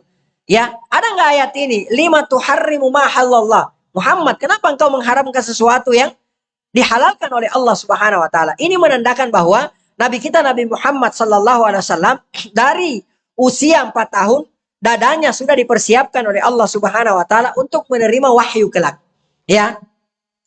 Berapa tahun kemudian? 36 tahun kemudian, ya, turunlah wahyu pertama, ya, dan dada Rasulullah sallallahu alaihi wasallam siap menerima wahyu tersebut. Ya, karena sumbernya semua dari sini. Ya. Oleh karenanya, Nabi kita Nabi Muhammad sallallahu alaihi wasallam pernah bersabda dalam hadis yang datang dari Abi Hurairah riwayat Imam Muslim, Rasulullah mengatakan at-taqwa hahuna. Ya, at-taqwa hahuna. At-taqwa hahuna. Takwa itu di sini kata Rasulullah. Takwa itu di sini, takwa itu di sini. Sebanyak 3 kali. Ya, jadi sumbernya di sini. Ya, taib. Kenapa kita malas beribadah? Kenapa kita malas membaca Al-Quran? Kenapa kita malas bersedekah?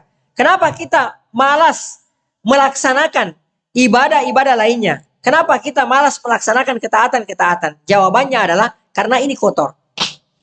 Ya, karena ini kotor. Rasulullah sallallahu alaihi wasallam bersabda, "Idza adnaba ya mu'minun dzamban," atau kama qala Rasulullah, apabila seorang mukmin ya melakukan satu dosa, adnaba dzanban, melakukan satu dosa, maka apa kata Rasulullah sallallahu alaihi wasallam? Maka hatinya tersebut, ya, ini ibaratnya hati, ya. Hatinya tersebut itu akan diberikan 1 titik noda hitam. Ya. Apabila hamba tersebut istaghfara wa naza'a, apabila hamba tersebut beristighfar, memohon ampun kepada Allah Subhanahu wa taala dan meninggalkan dosa tersebut, maka Allah Subhanahu wa taala akan membersihkan noda tersebut. Jadi yang tadinya putih begini, ada seorang mukmin melakukan dosa dikasih noda hitam, ya, dia beristighfar meninggalkan dosa tersebut, dibersihkan lagi oleh Allah Subhanahu wa taala. Ya. Tapi kalau misalnya dia melakukan dosa, lalu kemudian dia tidak beristighfar kepada Allah Subhanahu wa taala, dia tidak meninggalkan dosa tersebut, maka titik hitam tersebut kata Rasulullah akan memenuhi ya hatinya tersebut. Ya, titik titik titik titik titik sampai akhirnya penuh. Ya, hatta ta'lua kalbahu. Sampai kata Rasulullah, ya, titik-titik noda tersebut akan memenuhi hatinya, ya. Dan kata Rasulullah sallallahu alaihi wasallam, itulah yang Allah Subhanahu wa taala sebutkan dalam Al-Qur'an surah Al-Mutaffifin, ya, kalla, tidak sekali-kali, bal rana ala qulubihim. Ya, kata Allah Subhanahu wa taala tidak sekali-sekali, bal rana ala qulubihim. Bahkan hati-hati mereka itu sudah karatan, sudah dikunci mati oleh Allah Subhanahu wa taala bima kanu yaksibun. Sebabnya kenapa? Karena dosa yang mereka lakukan selama ini. Ya. Nah, kalau misalnya kita merasa kok saya kok susah banget bangun malam misalnya, ya, saya kok susah banget sholat berjamaah, saya kok susah banget bersedekah, saya kok susah banget baca Al-Quran, maka jawabannya sederhana. Jawabannya adalah karena hati kita kotor, ya. Kita tidak bertaubat, ya. Kita tidak beristighfar, kita tidak meninggalkan dosa-dosa yang telah kita lakukan. Oleh karenanya kita malas untuk melakukan ibadah-ibadah, ya. Utsman bin Affan radhiyallahu taala anhu, sering saya ceritakan, mungkin di sini juga pernah. Utsman bin Affan radhiyallahu taala anhu, ketika beliau sholat malam, itu beliau hanya sholat malam beliau itu hanya 1 rakaat. Ya, hanya 1 rakaat. Ya, kata antum, ana juga bisa. Ana bahkan kalau sholat malam itu minimal 4 rakaat ditambah 3 rakaat. Gitu kan, seperti itu, 7 rakaat lah. Utsman cuma 1 rakaat. Ya, dimulai dari surah Al-Fatihah, diakhiri dengan surah An-Nas. Oh, ana lebih, ana surah Al-Baqarah habis gitu loh. Ya, perhatikan. Utsman bin Affan radhiyallahu taala anhu, ya, dan ini banyak riwayat yang menjelaskan ini. Dan riwayatnya semua adalah riwayat-riwayat yang sahih. Ya, Utsman bin Affan radhiyallahu taala anhu, ketika beliau sholat malamnya itu hanya 1 rakaat. Dimulai dari surah Al-Fatihah, kemudian lanjut ke surah Al-Baqarah, kemudian lanjut ke surah Ali Imran, kemudian lanjut ke surah An-Nisa, kemudian lanjut ke surah Al-Maidah, seterusnya, diakhiri dengan surah An-Nas. Berarti Utsman bin Affan radhiyallahu taala anhu ketika sholat malam habis 1 Al-Quran. Dan itu setiap malamnya. Di antara yang menceritakan ini, istrinya beliau radhiyallahu taala anhu, di antara yang menceritakan ini adalah Naila radhiyallahu taala anha, istrinya Utsman bin Affan radhiyallahu taala anha. Beliau mengatakan, kalian telah membunuh seseorang. Ketika beliau terbunuh, beliau mengatakan, kalian telah membunuh seseorang yang menghidupkan malamnya dengan sholat malam, dengan membaca seluruh Al-Quran. Ya, Utsman bin Affan radhiyallahu taala. Kenapa kira-kira kok bisa kayak gitu? Karena hati beliau bersih. Dan beliau sendiri katakan, ya, dan ucapan beliau ini pantas untuk kita tulis, ya, dengan tinta emas. Beliau mengatakan, lau tahurat qulubuna. Ya, kata beliau, lau tahurat qulubuna. Andai ini, kata beliau, bahasa bebasnya, andai ini hati kita bersih. Ya, andai ini hati kita bening. Masyabi'at an kalami rabbina. Maka hati kita ini tidak akan pernah kenyang, tidak akan pernah puas, tidak akan pernah bosan membaca ayat-ayat Allah Subhanahu wa taala. Dan terbukti, beliau telah membuktikan. Beliau membaca di 1 rakaatnya habis 1 Al-Quran. Ya. Kalau kita di sini sholat tarawih, ya, 1 juz saja imamnya baca, besok udah nyari masjid yang lain. Mana ada masjid yang lain ya? Imam Syafi'i panjang banget 1 juz. Ya. Ada yang megang betisnya gitu loh. Ya, habis itu betisnya sakit, palanya dipijat-pijat gitu loh. Padahal cuma 1 juz. 1 juz. Ya, ini 30 juz 1 malam. Ya, dan ini dibuktikan oleh para salaf kita. Ya, mereka adalah orang-orang. Oleh karenanya kalau antum tahu, ya, salaf kita, mereka lebih mencintai, lebih menyukai musim dingin daripada musim panas. Ada yang tahu nggak alasannya? Bukan karena haus apa-apa, enggak, bukan itu. Kalau kita kan selalu alasan keduniaan gitu loh. Ya, kenapa kita lebih suka musim dingin? Karena kalau musim dingin nggak terlalu haus, apalagi kalau puasa ya. Maunya yang dingin-dingin ya, turun hujan jadi nggak terlalu haus. Alasannya selalu dunia. Salaf kita, mereka lebih mencintai musim dingin daripada musim panas, karena di musim dingin itu malamnya lebih panjang. Benar nggak? Malamnya lebih panjang. Nah, ketika malamnya lebih panjang, mereka itu lebih bisa berlama-lama bermunajat dengan Allah Subhanahu wa taala. Alasan mereka itu, salaf kita. Kalau antum pernah dengarkan, kenapa salaf kita lebih mencintai musim dingin, lebih menyukai musim dingin daripada musim panas? Alasannya bukan karena keduniaan. Alasannya adalah karena di musim dingin malamnya lebih panjang, otomatis karena malamnya lebih panjang, mereka bisa lebih lama lagi bermunajat dengan Allah Subhanahu wa taala. Salaf kita. Insyaallah. Ya, kayak ini sumbernya dari sini. Ya. Jadi ketemu jawabannya. Kenapa selama ini ana dan antum malas sholat malam? Kenapa selama ini ana dan antum malas sedekah? Kenapa selama ini ana dan antum baca Quran ya hanya di saat bulan Ramadan saja? Ya, di bulan-bulan yang lain, di 11 bulan lainnya, mushaf kita bukan karatan, berdebu gitu kan, seperti itu. Ketemu alasannya. Ya, ketemu jawabannya. Jawabannya adalah karena hati kita kotor. Ya, Nabi kita Nabi Muhammad SAW dari usia 4 tahun itu sudah dikeluarkan potensi itu. Ya, jadi alaka yang bisa ditunggangi oleh setan seperti yang ada pada kita itu di usia 4 tahun sudah dikeluarkan oleh Jibril. Ya, sudah dicuci, jantungnya sudah dikeluarkan alaka tersebut, lalu kemudian dicuci oleh Jibril alaihi salatu wassalam. Jadi dari jauh-jauh hari, dari usia 4 tahun, Nabi kita Nabi Muhammad sallallahu alaihi wasallam ya, itu sudah dipersiapkan oleh Allah Subhanahu wa taala untuk menerima wahyu. Karena ini enggak main-main. Ini kalamullah, ya. Kelak Rasulullah sallallahu alaihi wasallam akan menerima wahyu Allah Subhanahu wa taala, akan menerima perkataan Allah Subhanahu wa taala, sebaik-baik perkataan. Fa inna ahsanal kalami kitabullah. Sebaik-baik perkataan ya adalah Al-Qur'an, adalah perkataannya Allah Subhanahu wa taala. Bahkan kalau antum mau tahu, ya, kalau ada yang bertanya, zikir apa yang terbaik? Maka sebaik-baik zikir itu adalah kalamullah. Sebaik-baik zikir itu adalah Al-Qur'an. Ya, tidak ada yang menyamai. Ya, seperti itu, dan semua orang sudah sepakat, ulama sudah sepakat bahwa zikir yang terbaik itu adalah kalamullah, firman Allah Subhanahu wa taala. Baik.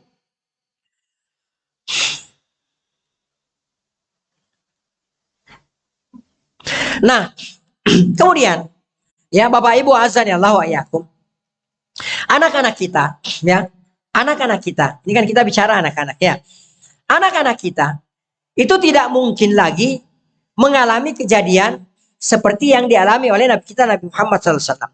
Ya, jadi jangan berharap antum, anak berharap anak-anak besok didatangi Jibril, lalu kemudian dadahnya dibelah, dikeluarkan jantungnya, lalu kemudian dibuang bagian syaitan tersebut, alaka itu yang kelak akan ditunggangi syaitan, lalu kemudian jantungnya dicuci dengan air zam-zam, kemudian dikembalikan lagi ke tempatnya semula.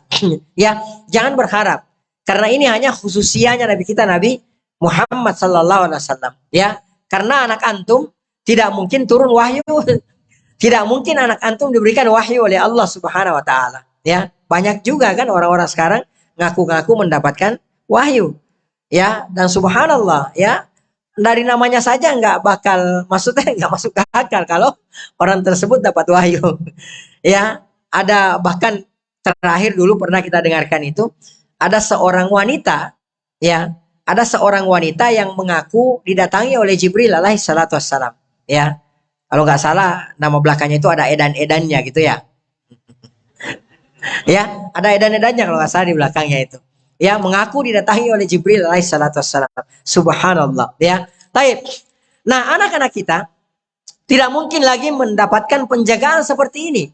Ya, akan tetapi kita bisa belajar di sini bahwa ya kita bisa menjaga anak-anak kita dari perkara-perkara yang bisa mengotori fitrahnya. Ya, jadi kita sebagai orang tuanya kita yang menjaga.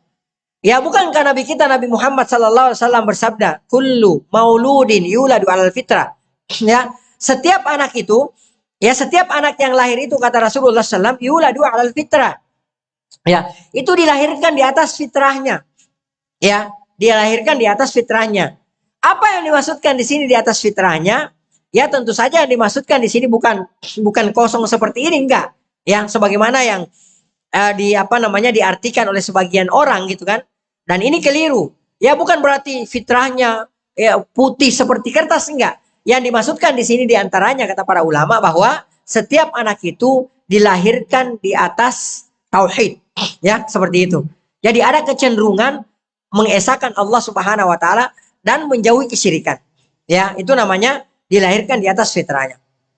Taib. Kemudian kata Rasulullah SAW, fa'abawahu, kedua orang tuanya lah, yuhawidanihi, yang membuat berpotensi besar menjadikan anaknya menjadi seorang Yahudi, au yumajjisanihi, atau berpotensi menjadikan anaknya yang menjadi seorang Majusi, au yunassiranihi, atau berpotensi besar menjadikan anaknya sebagai seorang Nasrani.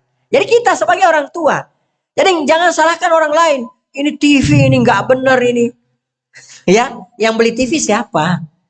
Ya, apa anak antum lahir-lahir brojol tiba-tiba anak mau ke mall mau beli TV? Enggak, kita yang belikan TV gitu loh. Handphone yang disalahin. Ya, lingkungan yang disalahin. Kita nggak lihat ke diri kita.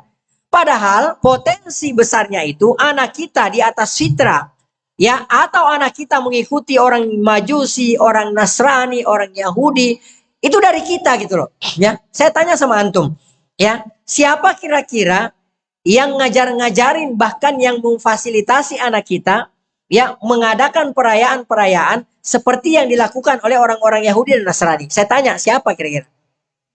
Kita apa orang lain? Ya kita. Ya, ayo, usia kamu kan sudah 1 tahun. Ya, ayo kita seperti orang-orang Yahudi, orang-orang Nasrani gitu ya, yang mereka ngerayain gitu loh. Ya, karena ya ini nggak diragukan lagi ya, perayaan-perayaan seperti ini sumbernya dari mereka. Ya, walaupun sudah dikemas dengan baju-baju syariah gitu kan seperti itu, ngundang anak yatim, kemudian barakallahu fi umrik, nggak merubah hakikatnya. Ya, kalau misalnya kita berbicara masalah minuman khamar, khamar tetaplah khamar. Walaupun antum kasih nama dengan sekeren-kerennya gitu misalnya. Syurbun. Ya. Wih, Masya Allah apa ini akhi? Syurbun. Padahal ini khamar.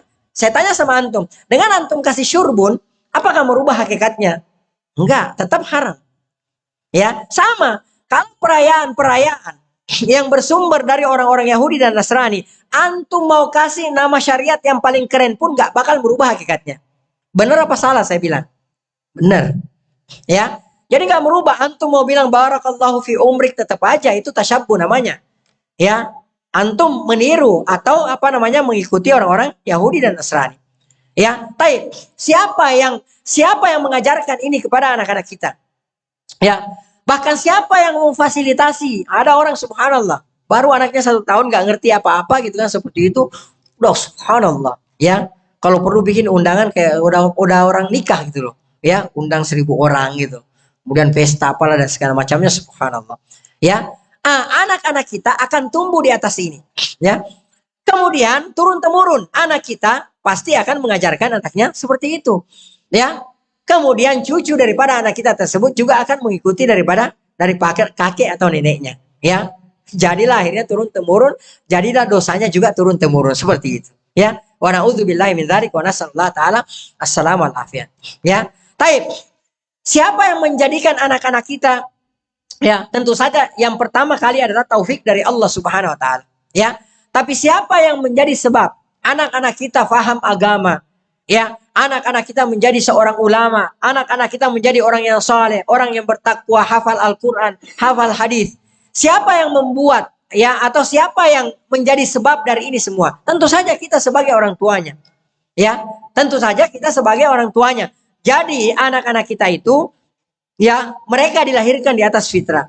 Ya, kemudian kata Rasulullah sallallahu alaihi wasallam, fa abawahu, maka kedua orang tuanya lah yuhawidanihi, yang menjadikan anaknya jadi orang Yahudi atau seperti orang Yahudi, au yumajjisanihi, ya, menjadikannya sebagai Majusi atau seperti orang Majusi, ya, au yunassiranihi, menjadikannya sebagai seorang Nasrani atau seperti orang Nasrani. Jadi kita, ya, jadi kita yang membawa anak kita, mau dibawa kemana anak kita? Ya, mau dibawa seperti apa namanya kelakuannya, adat istiadatnya orang-orang Yahudi, maka silahkan ya didik anak-anak kita seperti didikannya orang-orang Yahudi dan Nasrani.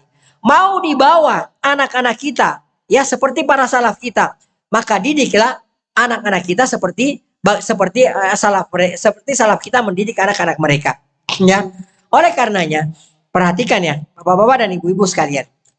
Ya, salah seorang ulama kita mengatakan, saya lupa namanya, ya, beliau meriwayatkan bahwasanya ya Malik bin Anas ya rahimahullah taala mengatakan ya Karena salaf adalah salaf kita, ya, beliau menyebutkan salaf loh ya. Karena salaf adalah salaf kita, ya, yu'allimuna auladahum, mengajarkan anak-anak mereka hubba Abi Bakrin wa Umar, mengajarkan kecintaan, ya, terhadap Abu Bakar dan Umar, kama yu'allimunahum, sebagaimana mereka mengajarkan anak-anak mereka suratan minal Quran, satu surah dari Al-Quran. Ya, sebagaimana mereka mengajarkan anak-anak mereka satu surah dari Al-Quran. Perhatikan, ya. Malik bin Anas rahimahullah taala, beliau mengatakan salaf, beliau mengatakan salaf loh ya. Beliau mengatakan beliau enggak mengatakan orang-orang sekarang pada zamannya. Beliau Imam Malik mengatakan karena salaf, ya, adalah salaf kita, yu'allimuna auladahum, mengajarkan anak-anak mereka hubba Abi Bakrin wa Umar, ya, kecintaan terhadap Abu Bakar dan Umar, kama yu'allimuna suratan minal Quran, sebagaimana mereka mengajarkan anak-anak mereka satu surah dari Al-Quran. Ya, fon.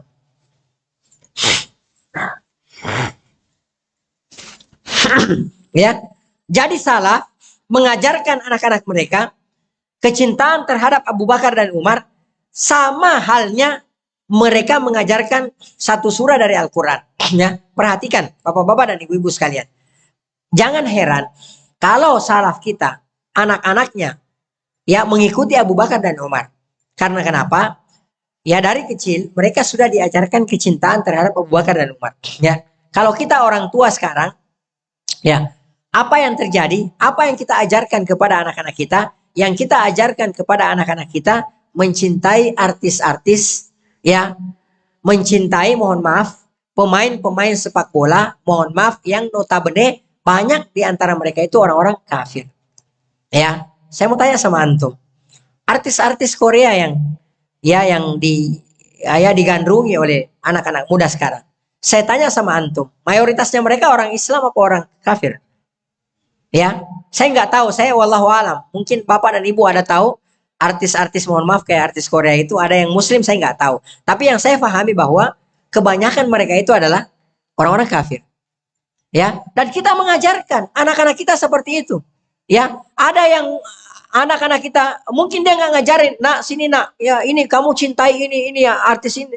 Tapi anak-anaknya lihat ibu saya, ya, dari pagi sampai sore ngelihat sinetron gitu, ya, drama-drama Korea. Akhirnya secara tidak langsung dia mengajarkan anaknya juga ikut nonton gitu loh. Udah sana-sana kamu ngaji gitu loh. Ya, anaknya disuruh ngaji, dia nonton artis Korea, subhanallah. Ya, akhirnya anaknya belajar dari situ. Ya, akhirnya anak-anaknya belajar dari situ. Nah, siapa yang mengajarkan anak-anak kita sebenarnya? Maka yang mengajarkan itu adalah kita. Nah, maka kita kembali ke kita, ya. Kita ajarkan anak-anak kita dari kecil mencintai, ya, para sahabat radhiyallahu taala anhum ajmain. Mencintai Nabi kita Nabi Muhammad sallallahu alaihi wasallam, mencintai salaf mereka. Kita ajarkan dari kecil.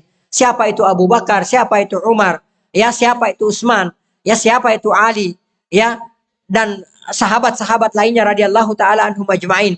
Ya, mereka adalah pahlawan yang sesungguhnya. Mereka adalah manusia-manusia yang hatinya sudah dijamin oleh Allah Subhanahu wa taala. Itu yang kita ajarkan kepada anak-anak kita, ya. Itu yang kita ajarkan kepada anak-anak kita. Nah, kembali lagi bahwa, ya, tidak mungkin lagi peristiwa yang dialami oleh Nabi kita Nabi Muhammad sallallahu alaihi wasallam juga akan dialami oleh anak-anak kita. Akan tetapi kita bisa menjaga anak-anak kita supaya anak-anak kita tersebut, ya, bisa tetap berada di atas fitrahnya. Ya, selanjutnya, Rasulullah Sallallahu Alaihi Wasallam itu sudah kecil, ya, sudah ma'asum, ya, sudah dijaga oleh Allah Subhanahu Wa Taala. Ya, jadi dari usia 4 tahun tersebut, sejak Rasulullah Sallallahu Alaihi Wasallam, ya, dicuci jantungnya oleh Jibril, lalu kemudian bagian, ya, alakahnya itu dikeluarkan, ya, dan dibuang oleh Jibril, ya, alaihi salatu wassalam. Maka sejak saat itu Nabi kita Nabi Muhammad sallallahu alaihi wasallam itu sudah dijaga. Nabi kita itu sudah ma'asum, ya. Contoh misalnya Rasulullah sallallahu alaihi wasallam dulu, ya, dan ini diceritakan di kitab-kitab sirah, ya. Rasulullah sallallahu alaihi wasallam pernah, ya, suatu malam mendengarkan suara nyanyian, ya, dari kejauhan. Ya, kalau kayak kita sekarang, mungkin kita lagi berada di sini, sayup-sayup ada suara orang ngadain acara gitu ya, ada suara-suara musik gitu ya, ada suara-suara yang nyanyi gitu kan, seperti itu. Rasulullah Sallallahu Alaihi Wasallam mendengarkan itu, sayup-sayup dari kejauhan, diajak oleh temannya, ya, itu sebelum Rasulullah diutus menjadi nabi dan rasul. Ya, Rasulullah tergerak hatinya, ya, namanya manusia biasa, ya, pengen tahu apa sih gitu loh. Ya, dari mana sumbernya suara itu? Ada apa di sana gitu loh? Apa yang orang lakukan? Ya, beliau dengarkan sayup-sayup suara tersebut. Akhirnya, ketika Rasulullah hendak melangkah ke tempat tersebut, maka Allah Subhanahu wa taala sebagai bentuk penjagaan Allah Subhanahu wa taala kepada beliau, beliau pun pada saat itu dibuat tertidur. Ya. Jadi dibuat tertidur oleh Allah Subhanahu wa taala. Maka di antara penjagaan Allah Subhanahu wa taala kepada kita ketika terbetik niat kita untuk melakukan satu maksiat misalnya, ya, lalu tiba-tiba Allah alihkan kepada perbuatan-perbuatan yang lain, ya, ada bentuk pengalihannya, maka bersyukurlah kepada Allah Subhanahu wa taala, karena itu semua adalah rahmat dan karunia dari Allah Subhanahu wa taala. Ya, enggak semua orang mendapatkan seperti itu. Ada orang, ya, Masya Allah, subhanallah, ya, dia melangkah, sudah niat dari rumahnya, keluar dari rumahnya, ya, mau bermaksiat, mau memaksiati Allah Subhanahu wa taala. Di tengah jalan tiba-tiba dia teralihkan. Ya, akhirnya dia tidak jadi melakukan maksiat tersebut. Ketahuilah bahwa ini adalah merupakan rahmat Allah Subhanahu wa taala, pertolongan dari Allah Subhanahu wa taala, dan ini harus kita syukuri, ya. Jangan justru kita malah menyesal. Ya Allah, gara-gara ini saya nggak menghadiri ini dan itu. Jangan. Ya, jangan menyesal. Justru kita harus bersyukur kepada Allah Subhanahu wa taala. Allah Subhanahu wa taala sudah mengalihkan kita. Ya, kita tidak jadi melakukan maksiat yang sudah kita niatkan tersebut. Ya. Baik. Ikhwas sekalian, azani Allah wa iyyakum. Oleh karenanya, Nabi kita Nabi Muhammad sallallahu alaihi wasallam, semua yang datang dari Nabi kita Nabi Muhammad sallallahu alaihi wasallam wajib bagi kita untuk mengambilnya, ya. Wajib bagi kita untuk menerimanya. Wajib bagi kita, ya, untuk mendengarkan dan menaati apa yang dikatakan oleh Nabi kita Nabi Muhammad sallallahu alaihi wasallam, ya. Jadi nggak ada istilah, nggak ada cerita misalnya. Kita dengarkan hadis Rasulullah sallallahu alaihi wasallam misalnya, lalu kemudian kita berkata misalnya, apakah itu dalam hati bergumam, atau kita misalnya berkata, wa na'udzubillah, kita berkata misalnya kepada orang lain, apa benar ya? Benar nggak sih apa yang diucapkan oleh Rasulullah SAW? Subhanallah, ini nggak boleh. Ya, kita harus meyakini bahwa apa yang diucapkan, apa yang diperintahkan, apa yang dilarang oleh Nabi kita Nabi Muhammad SAW, apa yang diperintahkan wajib kita untuk melaksanakannya tanpa pikir dua kali. Apa yang dilarang oleh Nabi kita Nabi Muhammad SAW wajib kita tinggalkan tanpa berpikir dua kali. Ya, karena kenapa? Ya itu tadi, Rasulullah SAW ketika mengucapkan sesuatu maka itu berdasarkan tuntunan wahyu, dan Allah Subhanahu Wa Taala berfirman, wa ma atakumur rasulu fakhudhu. Apapun itu yang didatangkan oleh Rasulullah SAW kepada kalian, fakhudhu, maka wajib bagi kalian untuk mengambilnya. Ya, Rasulullah memerintahkan ini, wajib bagi kita sami'na wa ta'na. Rasulullah SAW memerintahkan begitu, wajib bagi kita sami'na wa ta'na. Enggak boleh kita berpikir-pikir, enggak boleh kita menolak, ya, perintah Rasulullah SAW. Wa ma nahakum anhu fantahu. Dan apapun yang dilarang oleh Nabi kita Nabi Muhammad SAW, fantahu, maka wajib bagi kita untuk menjauhinya. Ya. Apakah itu sesuai dengan selera? Apakah itu sesuai dengan hawa nafsu kita? Kalau ada perintah dan larangan yang datang dari Rasulullah SAW, kalau berupa perintah wajib kita melaksanakannya. Kalau berupa larangan maka wajib kita meninggalkan larangan tersebut. Ya. Adapun selain Nabi kita Nabi Muhammad Sallallahu Alaihi Wasallam, maka ada dua opsi. Ya. Kalau selain Nabi Muhammad Sallallahu Alaihi Wasallam itu hanya ada dua opsi. Ya, sebagaimana yang dikatakan oleh Imam Malik rahimahullahu taala, Imam Darul Hijrah, Imam Malik, imamnya kota Madinah, ya, Imam Malik mengatakan, kullun yu'khadhu wa yutraku illa sahibu hadzal qabr. Ya, beliau rahimahullahu taala mengatakan, kullun yu'khadhu wa yutraku. Semua perkataan bisa kita ambil, bisa kita tolak, kecuali perkataan penghuni kuburan ini. Ya, karena beliau rahimahullah ta'ala mengajar di Masjid Nabawi. Ya, ketika beliau mengatakan kullun yu'khadhu wa yutraku. Semua perkataan bisa diambil, bisa diterima, bisa ditolak. Ya, kecuali ya perkataan daripada penghuni kuburan ini. Beliau menunjuk, mengisyaratkan kuburannya Rasulullah SAW. Beliau mengatakan illa sahibahat al-qabr, kecuali pernyataan atau perkataan dari penghuni kuburan ini, yaitu Rasulullah SAW. Ya, adapun perkataan selain perkataan Rasulullah SAW ada dua opsi. Kalau benar kita terima, kalau salah kita tolak. Siapapun itu. Ya, siapapun itu. Walaupun misalnya ada seseorang yang dikenal ya bahwa ya beliau itu adalah seorang ulama besar misalnya, ya. Ulama ternama, ya, ulama yang sangat menguasai ilmu misalnya, akan tetapi ternyata apa yang beliau katakan keliru, maka wajib kita tinggalkan. Ya. Ketika kita sudah tahu dengan jelas bahwa apa yang dikatakan oleh beliau itu salah, lalu kita masih mengikutinya, maka itulah yang disebut sebagai fanatisme. Ya, itulah yang disebut sebagai taklid buta. Dan ini dilarang dalam agama kita. Kalau apa yang diucapkan oleh seseorang selain Rasulullah benar, wajib kita ikuti. Ya, kalau perkataannya benar, berkesesuaian dengan ya firman Allah, sabda Rasulullah SAW, sesuai dengan pemahamannya para salaf, wajib kita terima siapapun itu. Ya, baik dia orang terpandang, baik dia seorang ulama ataupun bukan seorang ulama, tapi kalau berkesesuaian dengan Al-Quran, dengan Al-Hadis, sesuai dengan pemahamannya para sahabat, wajib kita terima. Ya, kalau kita tidak terima, maka kita dosa. Ya, kita sombong. Karena sombong itu adalah batarul haq, menolak kebenaran. Ya. Taib, yang kedua. Tapi kalau misalnya apa yang dia ucapkan itu ya adalah salah, menyelisih Al-Quran atau menyelisih sunnah Rasulullah SAW, atau misalnya apa yang dia ucapkan itu ya menurut dia berkesesuaian dengan Al-Quran dan Al-Hadis, tapi pemahamannya menyelisih para salaf kita, maka wajib kita tolak, wajib kita tinggalkan siapapun itu yang mengucapkan.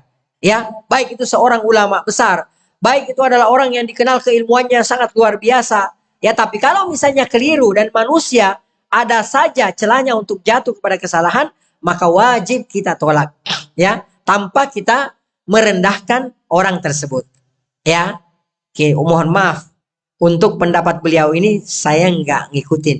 Ya, beliau itu masya Allah orang yang sangat luar biasa. Tapi kalau untuk pendapat ini saya nggak ngikutin. Karena kenapa? Ternyata menurut ulama-ulama yang lainnya beliau keliru. Ya, nggak usah jauh-jauh. Contoh lah misalnya. Ya, semua imam sudah sepakat. Ya, Imam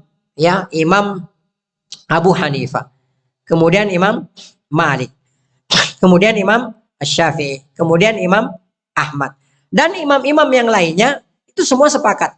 Ya, bahwa yang namanya musik, alat musik itu apa hukumnya? Haram. Ya. Tiba-tiba datanglah seorang ulama misalnya. Ya, datanglah seorang ulama yang hidup di abad ketiga Hijriah. Ya. Namanya Ibnu Hazm rahimahullah taala.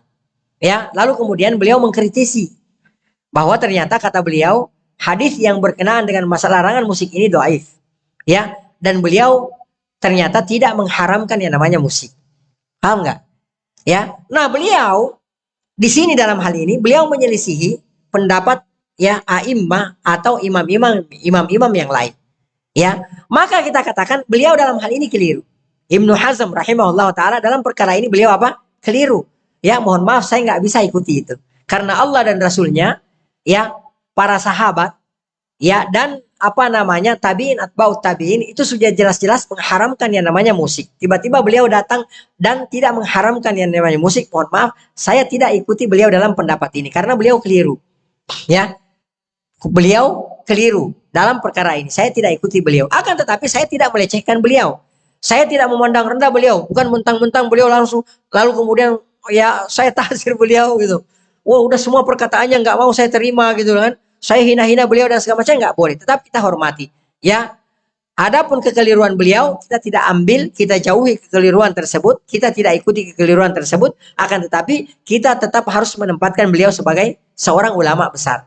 Ya, yang mana bila pendapatnya berkesesuaian dengan Al-Quran dan Hadis kita ikuti, tapi kalau menyelisih kita tinggalkan. Ya, seperti itu.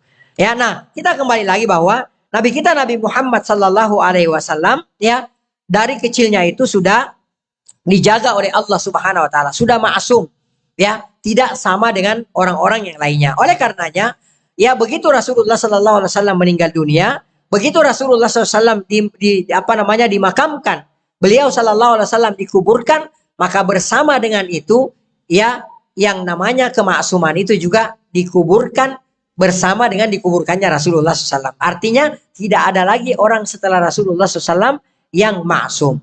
Ya, siapa yang meyakini bahwa ada manusia yang maksum setelah Rasulullah SAW, maka sungguh dia telah terjatuh kepada kekeliruan.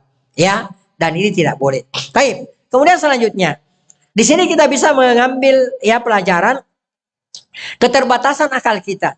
Ya, keterbatasan akal kita, keterbatasan logika kita.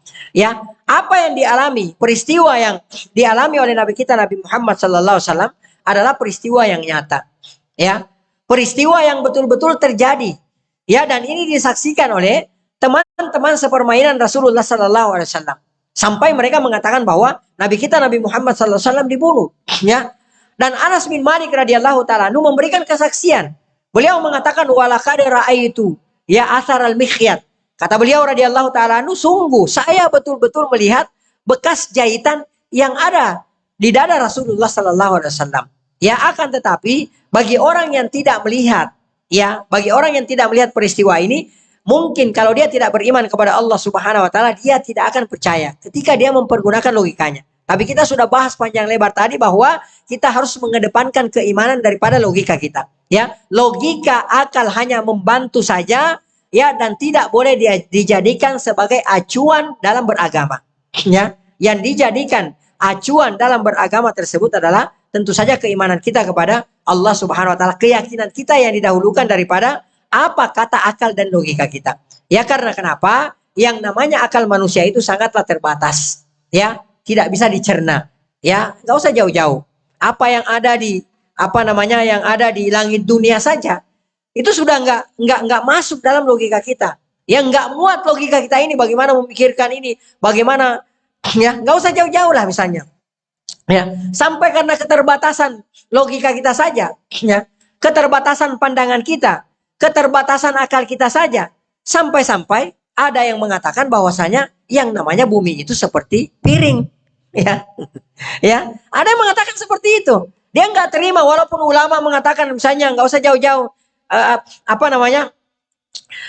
Al-Imam Ibnu Taimiyah, Syekhul Islam Ibnu Taimiyah rahimahullahu taala, beliau mengatakan dalam kitab Majmu' Fatawa, ya, sebelum ada yang namanya alat-alat canggih, beliau sudah mengatakan ya al-ardu kurawiyun bila khilaf bil ijma'. Beliau mengatakan yang namanya bumi itu ya bulat seperti seperti bola gitu kan, seperti itu. Ijma', sesuai dengan ijma'. Ada saja orang yang mengatakan bahwasanya yang namanya bumi itu datar gitu kan, seperti itu. Ini menandakan bahwa betapa terbatasnya akal kita. Kalau bumi saja, ya, bumi saja kita tidak bisa cerna gitu. Bagaimana bumi ini? Ya, seperti itu. Maka bagaimana lagi dengan yang lainnya? Ya, jadi yang harus kita kedepankan adalah keimanan kita kepada Allah Subhanahu wa taala. Ya, ketika ada satu ada satu peristiwa yang diceritakan oleh Allah Subhanahu wa taala dan Rasulnya, kalau kita mengedepankan keimanan kita, maka selamat kita. Ya, maka selamat kita. Oleh karenanya, ya, tuntunan Rasulullah sallallahu alaihi wasallam ketika misalnya kita memikirkan ciptaan Allah Subhanahu wa taala, mungkin akan sampai ke satu titik, ya, setan akan datang kepada kita, ya. Lalu kemudian membisik-bisikkan kepada kita, siapa yang menciptakan Allah Subhanahu wa taala? Benar nggak? Logika kita bisa saja main seperti itu, ya. Ini Allah yang menciptakan, ini Allah yang menciptakan, ya. Arash, ya, yang maha dahsyat gitu kan, seperti itu. Arash yang agung gitu kan, seperti itu. Diciptakan oleh Allah Subhanahu wa taala. Arash adalah makhluk kan, seperti itu. Ya, kita pelajari sampai otak kita nggak bisa, nggak muat, logika kita nggak muat. Ya, boleh jadi akan ada setelahnya pertanyaan yang ditiup-tiupkan oleh setan. Siapa yang menciptakan Allah Subhanahu wa taala? Ya. Maka tuntunan Nabi kita Rasulullah SAW, kalau kita lagi dalam kondisi seperti itu, maka batin kita harus langsung mengatakan amantu billah, aku beriman kepada Allah Subhanahu wa taala. Jadi kedepankan keimanan, selamat kita. Ya, selamat kita. Jadi jangan mengedepankan akal logika karena terbatas. Ya, logika kita, pikiran kita terbatas. Maka kita kedepankan keimanan kita kepada Allah Subhanahu wa taala. Wallahu taala a'lam bissawab. Ada pertanyaan enggak? Taib. Kalau ada pertanyaan, ya kita cukupkan sampai di sini insyaallah taala. Pada pertemuan berikutnya kita akan melanjutkan pada pembahasan ila ummihi al-hanun, ya. Jadi Rasulullah sallallahu alaihi wasallam kembali ya ke pangkuan ibunya yang pengasih. Wallahu taala alam bissawab.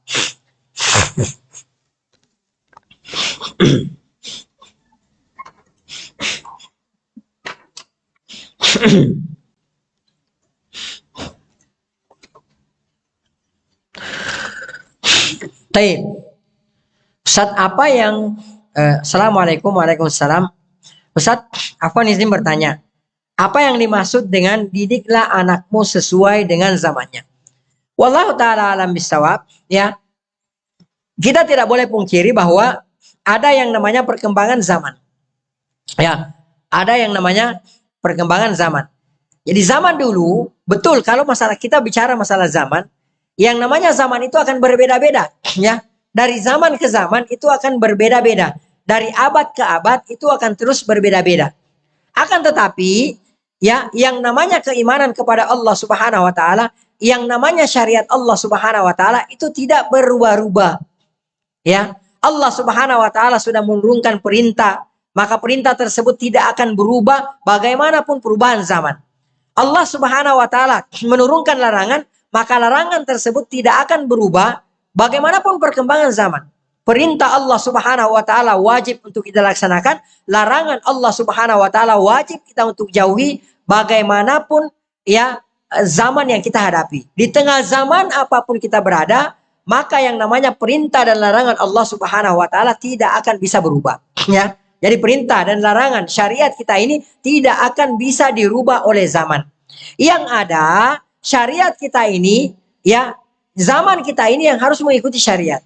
Nah, adapun maksud daripada didiklah anakmu sesuai dengan zamannya, ya, kita harus tetap berada di atas Al-Quran dan Al-Hadis sesuai dengan pemahamannya para sahabat radhiyallahu taala anhum ajmain dalam mendidik anak-anak kita. Akan tetapi dalam masalah keduniaan, ya, dalam masalah perkembangan zamannya, selama itu tidak bertentangan dengan Al-Quran dan Al-Hadis, maka kita mengikutkan pendidikan anak kita di zaman kita berada. Ya, contoh misalnya, ya, kalau dulu di zaman Rasulullah Sallallahu Alaihi Wasallam, di zaman para sahabat, ya, kemudian di zaman tabiin dan atba'ut tabiin, ada nggak yang dinamakan boarding school?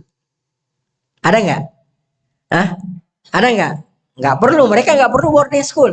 Karena orang tua mereka semua adalah ulama. Orang tua mereka semua adalah orang-orang yang paham agama.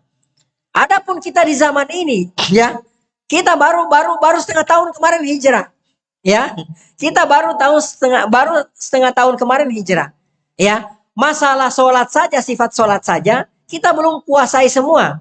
Ya, boro-boro kuasai, kulitnya saja kita belum tahu. Bahkan ada mungkin di antara kita yang nggak pernah menyentuh kitab-kitab yang berisikan sifat salat Rasulullah Sallallahu Alaihi Wasallam. Lalu pertanyaannya sekarang, bagaimana kita hendak mendidik anak kita? Ya, bagaimana kita bisa pede mendidik anak-anak kita? Udah, biar anak yang tangani anak-anak sendiri. Ya, antum siapa? Antum sholat saja belum tamat gitu loh. Ya, pengantar kitab sholat saja kita nggak tamat gitu. Dengan pedenya mau mendidik anak sendiri. Ya, oh enggak ada itu yang namanya boarding school. Anak nggak mau serahin ke orang lain gitu kan, seperti itu. Enggak, zamannya sekarang ini bahwa ya mungkin ada di antara kita yang baru hijrah, baru mengenal ya yang namanya sunnah, ya, baru berislam ya sesuai dengan sunnah Rasulullah Sallallahu Alaihi Wasallam. Kita baru kenal itu, ya, maka kita tidak akan bisa mendidik anak-anak kita dengan sebaik-baiknya. Ya, maka di zaman kita ini, maka ada orang dikenal dengan misalnya dengan boarding school gitu ya. Kita kenal pondok-pondok pesantren gitu. Di pondok-pondok pesantren tersebut, Masya Allah, anak kita diawasi 24 jam. Ya. Anak-anak kita diajarkan tauhid, diajarkan sunnah, diajarkan fikih, diajarkan bahasa Arab dan lain sebagainya. Maka kita masukkan anak kita ke ke tempat-tempat tersebut. Ya, wallahu taala alam bisawab. Ini anak pahami bahwa kita ikutkan ya pendidikan kita sesuai dengan zaman kita yang ada pada saat sekarang ini, akan tetapi harus tetap berlandaskan pada Al-Quran Al-Hadis sesuai yang difahami oleh para sahabat radhiyallahu taala anhum ajma'in. Allah taala alam bissawab.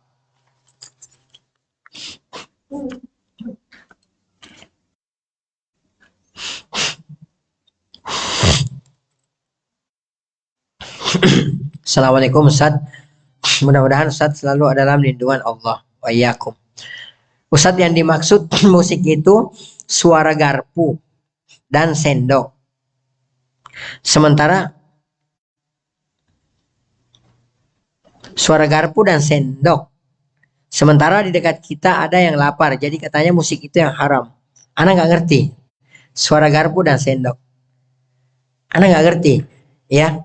Sendok dan musik itu, sendok dan garpu itu bukan alat musik. Ya, sendok dan garpu itu adalah merupakan alat makan. Ya, tapi kalau misalnya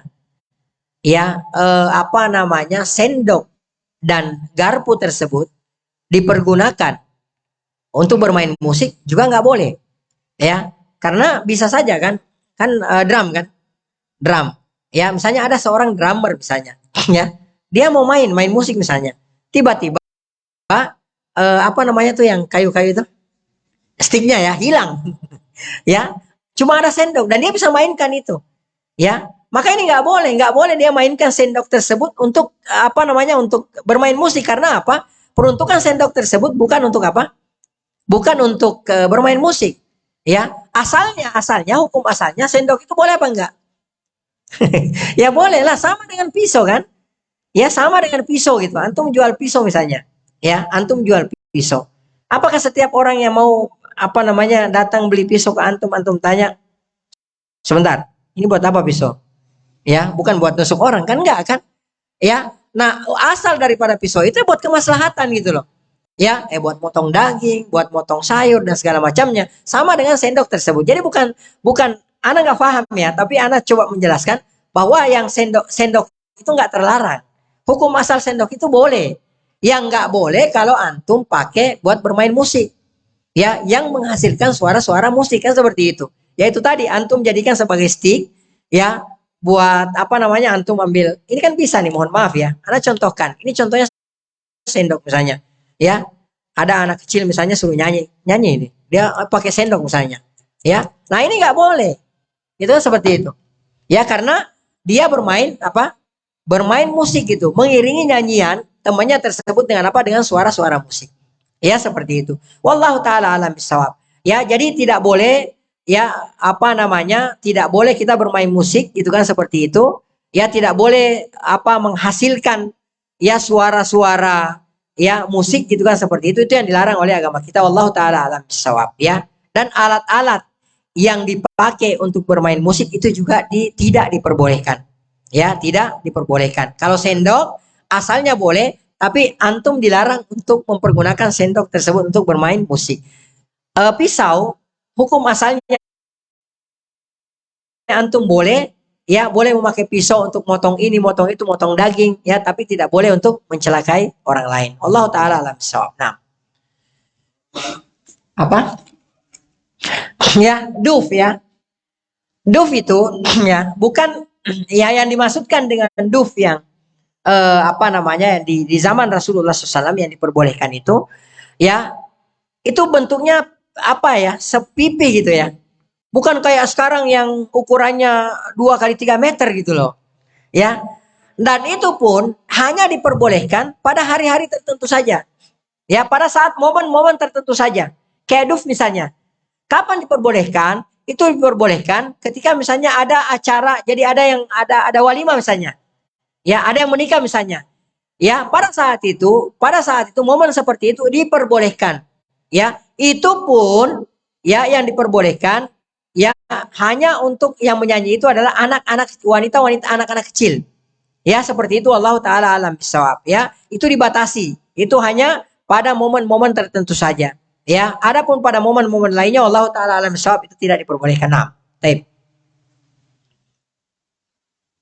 Ya, jadi antum boleh, ya, kalau misalnya ada pernikahan, ya seperti itu, ya itu boleh dimainkan seperlunya ya. Dan biasanya yang nyanyi-nyanyi itu juga ya, kalau dulu dulu itu yang nyanyi-nyanyi itu biasanya anak-anak kecil. Ya, jadi anak-anak wanita yang kecil-kecil itu. Ya, itu biasanya seperti itu, bukan laki-laki gede atau apa, bukan. Ya, tidak seperti itu yang terjadi di zaman Rasulullah SAW. Allah taala alam bissawab. Lagi? Nah,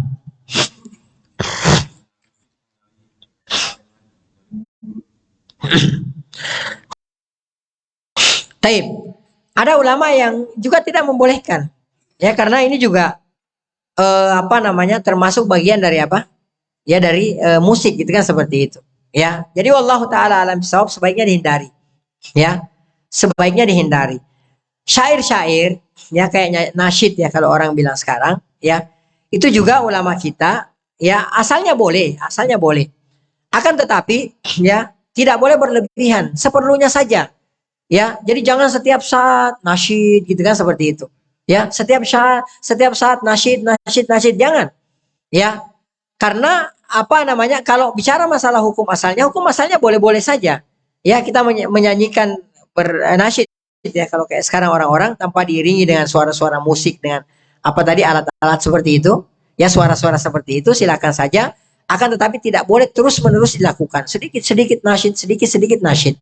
Kenapa antum tidak baca Al-Qur'an? Ya, fa inna ahsanal kalami kitabullah. Ya, yang sebaik-baik apa namanya, perkataan ya adalah firman Allah Subhanahu wa taala. Allah taala alam bisawab. Nah,